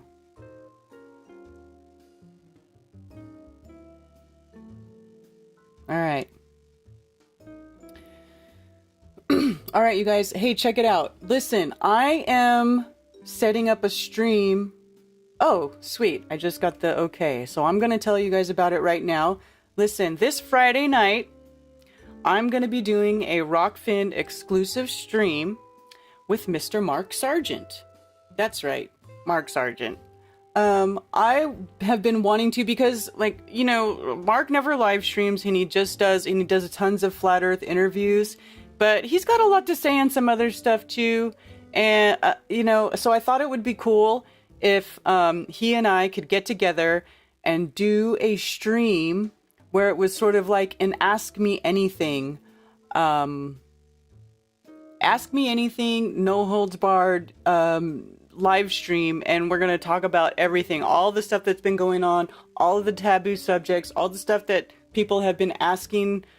I've seen in chat people asking to hear Mark's opinion on certain things that have been going on, and he just hasn't talked about it, and because he doesn't want to get into it, because Strange World, he likes to put that on his channel. We like to keep stuff up on YouTube, and there's certain things that if you want to keep it up on YouTube, you just can't talk about them in your shows. But that gets boring, right? Like, we don't want to just keep dancing around YouTube's censorship bullshit, right? And don't you guys want to hear Mark Sargent get down and dirty and talk about some stuff? So that's what we're going to do.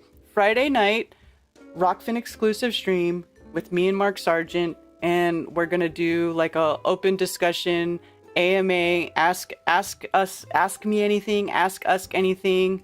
Let's talk about all the stuff that we don't hear Mark Sargent talking about on YouTube.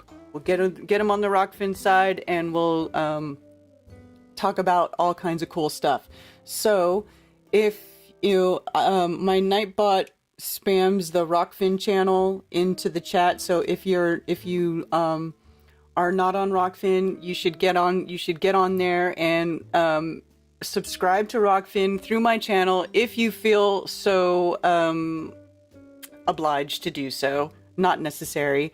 Now, this stream is Rockfin exclusive, so I'm not going to be on Twitch, not going to be on YouTube like I usually am. I'm only going to be on Rockfin, and I will save it, and I might upload it to Odyssey after the fact, but Rockfin exclusive. Okay, it's not going to be on YouTube. It's going to be, I really want to get Mark on a stream, and I want him to talk about all things that you can't talk about on YouTube. Because as I just said, every time I'm streaming with Mark, we're streaming on YouTube and we're streaming Strange World, and he does, try to keep it, try to keep it YouTube friendly so that we can keep the shows up on YouTube. because we did stop streaming. We stopped, the Strange World stopped broadcasting through TFR, and a lot of people did listen to the show through TFR. And so we've been trying to put the show back on YouTube so that all those people who missed us or are missing us on TFR can find us easily on YouTube, because there's still a lot of people who don't, who haven't signed up to these alternative platforms. They don't watch us on Twitch. They don't watch us on Rockfin or Facebook. They're looking, a lot of people still will only go to YouTube, or they're used to finding it on TFR. So Friday night, let's call it, what would be a good time? I haven't set a time yet. Maybe Friday.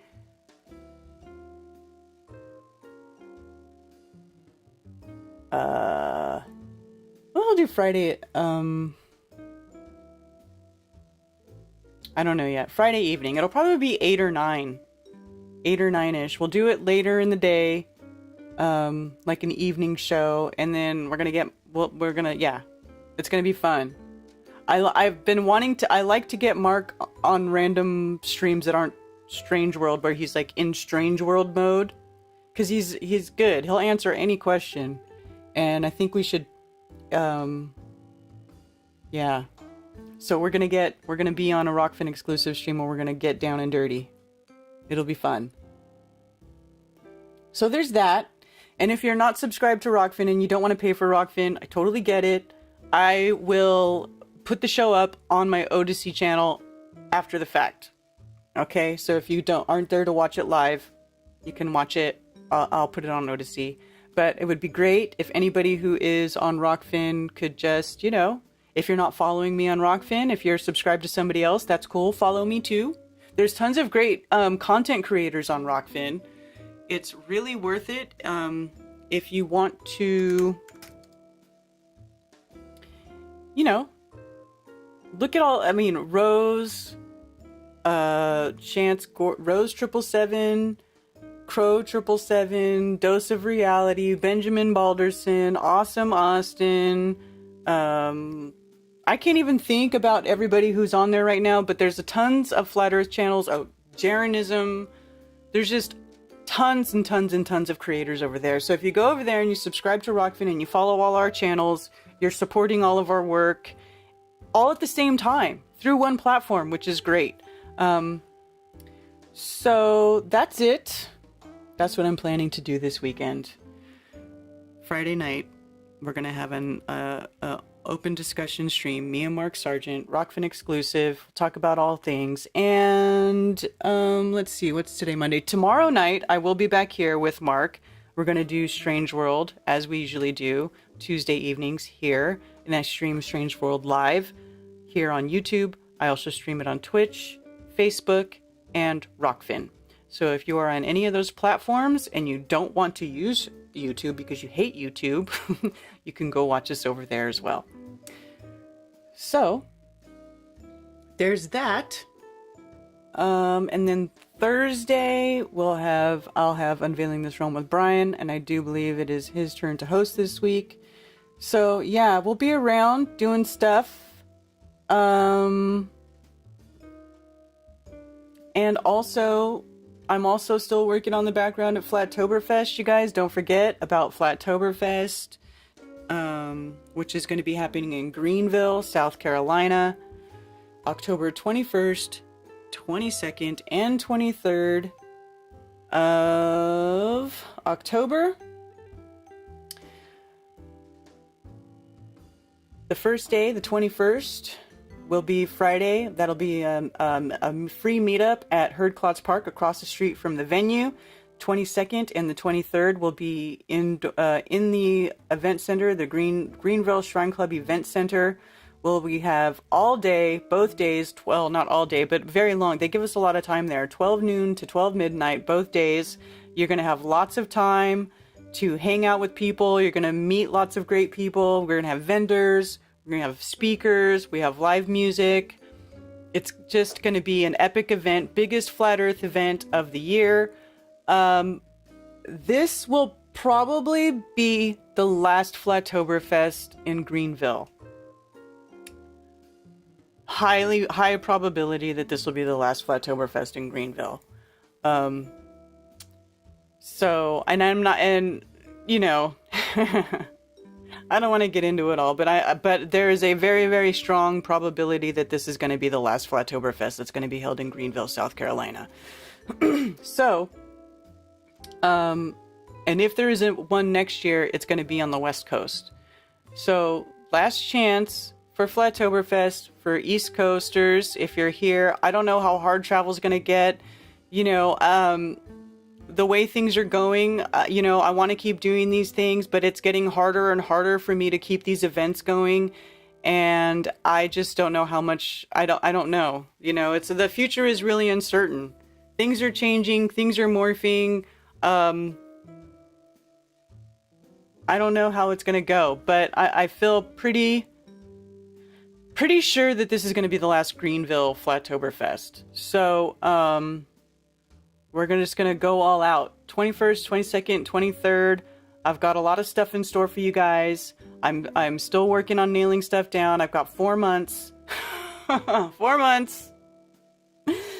So anyway, I hope that you all can join us. We always have the best time. It's also going to be, I'm going to be documenting it. I have a guy coming, David Glennie, who did a lot of the video documentation for Solar Return. He's going to be at Flattoberfest recording. We want to do a lot of interviews. We want to get a lot of, you know, I really want to take advantage of having all these people in one place this year. And I do want to, you know, I have a lot of stuff that I'm planning to do, and I'm going to use this event to get a lot of that stuff done. So I would really like to see as many of you here as possible for the event. You know, we have to kind of at a loss for words here. Yeah, sad. Well, it can only be done so many times. You know, can only do it so many times. I feel like this has to be the last one in Greenville, and it's going to be West Coast next year if we have one, and that depends really on how well this one goes. So if this one is a success, then we can do a Flattoberfest West Coast next year, and then after that, you know, I don't know. I really can't. I can't predict the future, and you know, things are crazy. The world is changing. Who knows what's going to happen? We're just going to ride that wave, man. We're going to ride that wave, and whatever comes at us, you know, we'll just go with it. We'll go with it. We're just going to think. We're going to adapt, overcome, and move on, which is what Ted loves to do. He likes to share that Bear Grylls meme. Adapt, overcome, move on, or whatever it is. Improvise. Adapt, improvise, overcome. I can't remember what it is, but that's what we're going to be doing, okay? So, I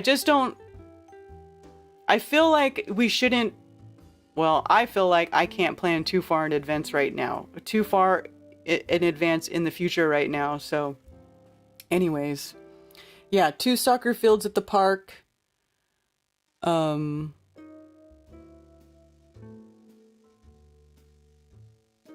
Yeah. We're gonna have a huge meetup at the park, so come on. Children are free. Okay, if you have children, and you don't know if you can come to the event because you have children, it's okay, bring them. Children 12 and under are free. Also, when you buy a ticket, it includes your commemorative Flattoberfest t-shirt. And yeah. So far, for participants, we have, where is it? Benjamin Balderson, Mark Sargent, Mike Williams, Jason Lindgren, Zach and Cammie with the How the World Works exhibit, One Big Love, Chief Crow going to be playing live music. Jason also wants to play live music. We've got Suzanne will be there with her Truth Smacks.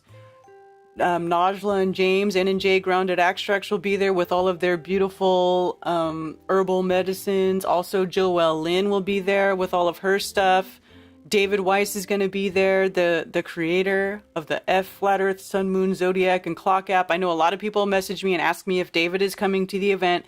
David will be there, but he's not a speaker, but he will be there, okay? So if you have a complaint for David, you can give it to him in person there. Ha ha ha ha. I'm just kidding. Yeah. Lavis, You gonna bring your portable adjusting table for chiropractic adjustments? Law, you're the best.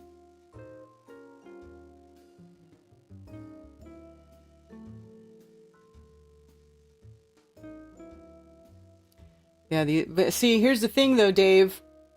Somebody to carry the torch to do these get-togethers. Here's the thing. It's more than just a get-together.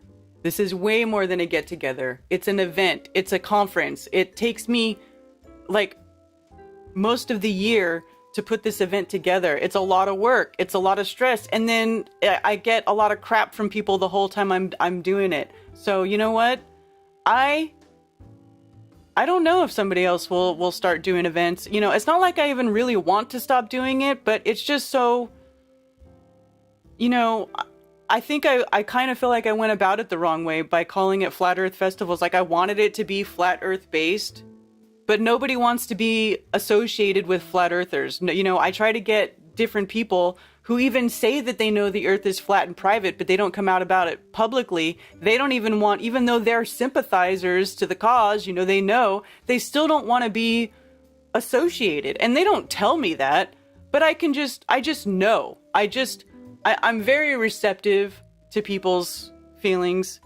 And sometimes, you know, I can tell that it's not that they don't want to do it or they don't agree with it, but they don't want to be labeled as a flat earther. They don't want to be associated with flat earthers. So a lot of people that I want to try to get to come and participate at these events, I just can't. So it's become very frustrating for me. You know, I would like to branch out. I would like to bring other people into this and sort of grow, you know, as the community, which can't even be considered a word if everybody's afraid, you know, to talk about it, or nobody wants to be associated with flat earthers. It's like, well, then I feel like now, you know, it's sort of self-limiting, even though I do it so that I'm not limited, so that it is freeing for me to be able to say what I think is the truth and to say, you know, what I truly believe. But at the same time, it's become limiting, and I can't, you know, it's very hard to get people to participate in these events and to try to change it up. And then what do? Do I just keep putting out the same event year after year after year? I mean, is that okay? To me, I feel like, you know, I want to mix it up. I want to branch out. I want to expand. I want to get other people involved. But like I said, some people just don't want to be involved because it's a flat earth festival, because it's Flattoberfest, because it is based on the fact, you know, the commonality here, the common theme is that we all know we've been lied to, and that that we live in a created realm that's just for us. So, you know, it's kind of weird. It's like I've kind of reached a spot where I'm like, I kind of have to reinvent this idea or reimagine it. You know, how do I keep doing stuff like this where it's flat earth friendly and everybody knows that it's flat earth friendly, but that it's also open to other schools of thought or people who don't necessarily want to be labeled as a flat earther, even though they are sympathetic to it or they understand it or they see that there's, you know, something to it. How do I bring those two worlds together? Do you know what I'm saying? Do you guys know? Does that make sense? How do I bridge that gap? How do I make it so that, you know, everybody can be involved? Because flat earth itself is so divisive. It is so divisive. So what's the magic recipe? What's the magic recipe?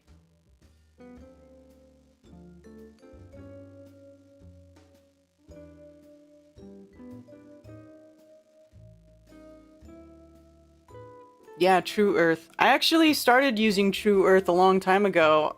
I was using True Earth a long time ago. But then I stopped using True Earth because to me it wasn't enough. It didn't pique curiosity enough. True Earth? That just sounds like something hippie to me. Not that I don't agree with that term, because I do believe that we are investigating what Earth truly is, but True Earth I stopped using it because it wasn't shocking enough. That's why I kept using flat earth, you know? And I really don't want to stop using flat earth. I don't want to stop talking about it. And I don't feel like it should be, you know, something that's swept under the rug so that we can get these other people to participate. So what do we have to do to get this conversation, you know, going across different things without it being oh, well, you're a flat earther. I don't want people to think I'm a flat earther too.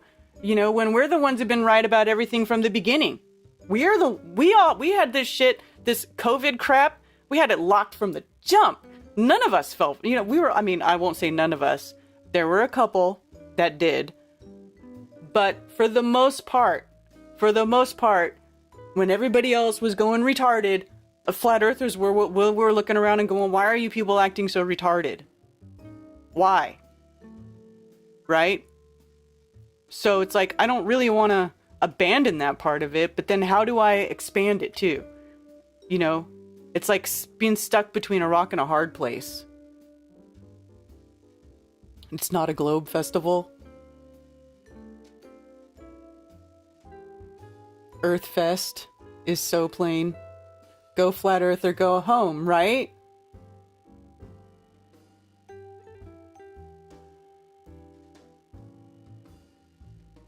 I know, not a globe, right? But then it's like,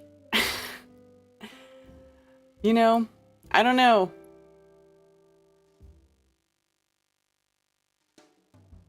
Nobody wants to be associated with us except we're the ones exposing all the bullshit.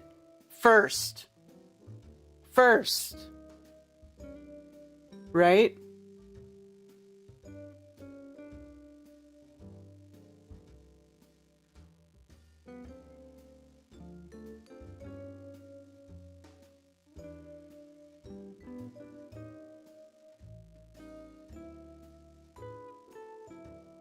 Yeah.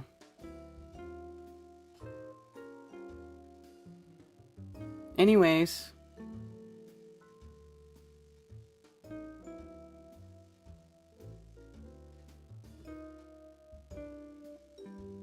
If we are together, our power amplifies exponentially. I agree. This is why I like doing the meetups it's more than a meetup. Way more than a meetup. What I do is definitely not just a meetup. I mean, this is not just a meetup.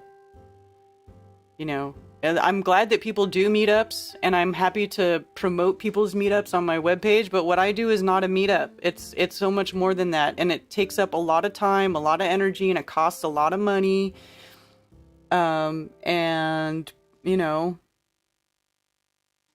put it back on TFR. Yeah, well, Mark didn't want to deal with TFR anymore because it's so unreliable.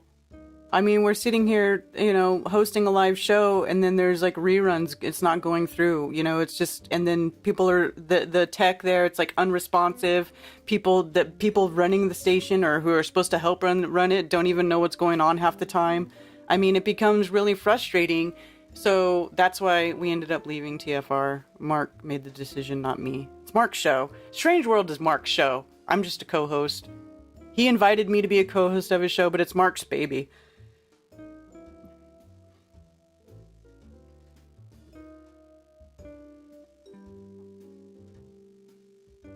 I do stream it online. I do stream my events, and I will be streaming it, and I do it. I did last year. And I will stream it this year. I'll try to stream it this year too. I streamed it on Rockfin, and then I streamed it through a Patreon link. But I think what I'm going to do this time is I'm just going to do Rockfin pay-per-view, so that even if you don't have a Rockfin account, you can just pay to watch that one stream. And you don't have to pay or sign up for a monthly account or anything like that.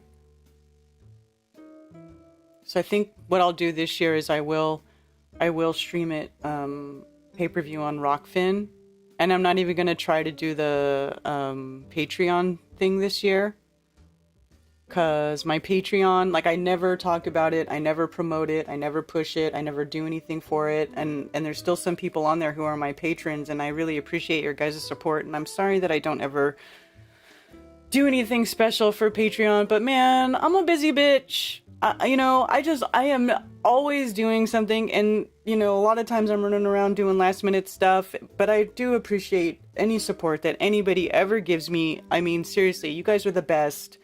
It's what keeps me even going, because a lot of times you people, the supporters, are the quiet ones, and the only people who speak up are the haters. And so sometimes it can seem like you're getting nothing but hate for a while, because the quiet people, the happy people don't speak up so much, but the haters love to talk real loud, so sometimes it's just like you're just getting nothing but hate. And it can get very draining. But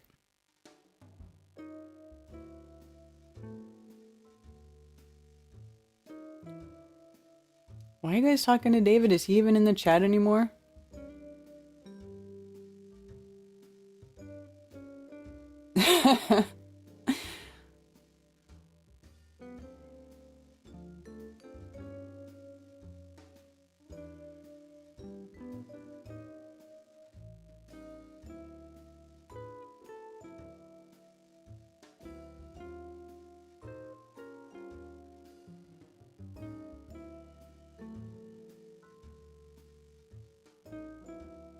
Alright. Anyway, I'll stop boring you guys. Thank you all for being here with me again, this fine Moonday morning.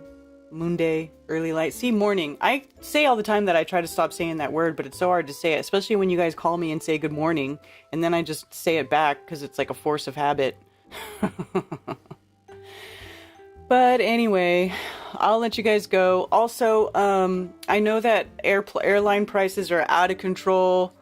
If you guys are looking to find a carpool partner or someone to travel with for the event,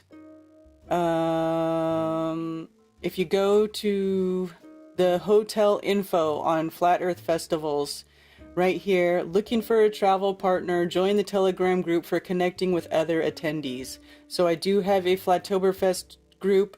It's Flattoberfest 2022 info and carpool connection. The link to join that group, I'll go ahead and paste it into the chats right now, is right here. Okay, it says Flattoberfest 2021 because I made that group last year, but whatever, it's the same thing. It's all for Flattoberfest.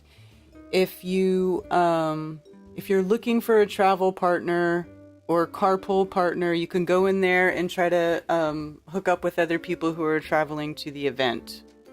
Okay? Yeah, because I know that traveling and flights are super expensive. I know it's getting expensive. This is another reason why I may stop doing these events, because the state of the world is making it harder and harder to do it. Or we may have to just do smaller scale in different places. I don't know. I don't know what's going to happen, but we'll think of something. We'll keep doing it. And also in the meantime, you guys locally need to keep organizing get-togethers locally, okay? Locally. So if you want to do a meetup locally, email me, flatearthfestivals@protonmail.com, okay? Give me all the information, the date, the location, and contact info for your meetup, and I will list it on my website for free.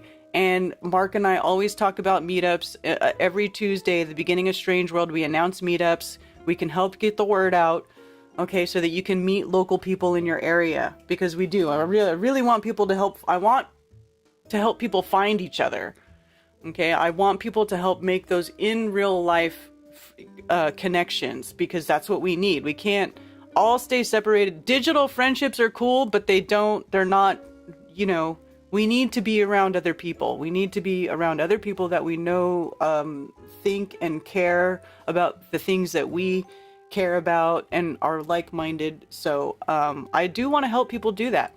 So if you email me, like I said, flatearthfestivals at protonmail.com, and then over here I will list your meetups under Flat Earth Friendly Meetups. Okay? I have to take these off because the 11th passed. So anyway, that's what's going on. You know? Always learning, always changing, always moving on.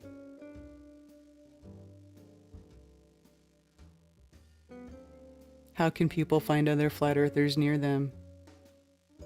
Well, you can try the Flat Earth Sun, Moon, Zodiac, and Clock app. Hey, David, people are having problems with their messaging through the app. Do you know about this? Is this a thing that's been going on? Or is it like people need to update their apps or whatever? Because I was talking about how somebody sent out a mass text and I was included in it, and they sent the same text out like 30 times. Like it was spamming my inbox. I don't know if that was a glitch or what. Anyway.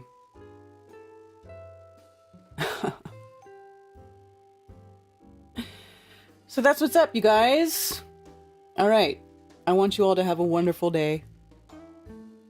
And the server is down. Oh.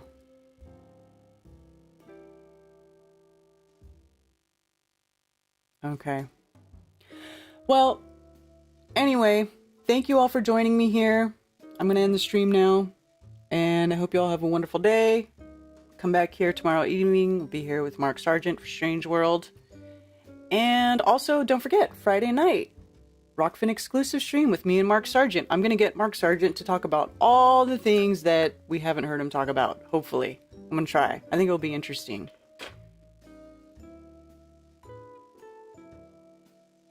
All right. Okay, you guys, thanks for being here. I appreciate you all. Have a wonderful day. How many times can I say that? All right, later, y'all. And for those who wish to send me stuff through snail mail, you can use P.O. Box 10, Earl, North Carolina, 28038. Also, links below for donations and merch if you are interested in that. Anything at all is greatly appreciated. I do appreciate the support. Thank you very much. Also, please go to flatearthfestivals.com for all information about Flattoberfest 2021 and other Flat Earth Festival events. You can email me about Flat Earth Festivals at flatearthfestivals@protonmail.com, and for everything else, you can email me at karenbfe@protonmail.com. Thank you for being here.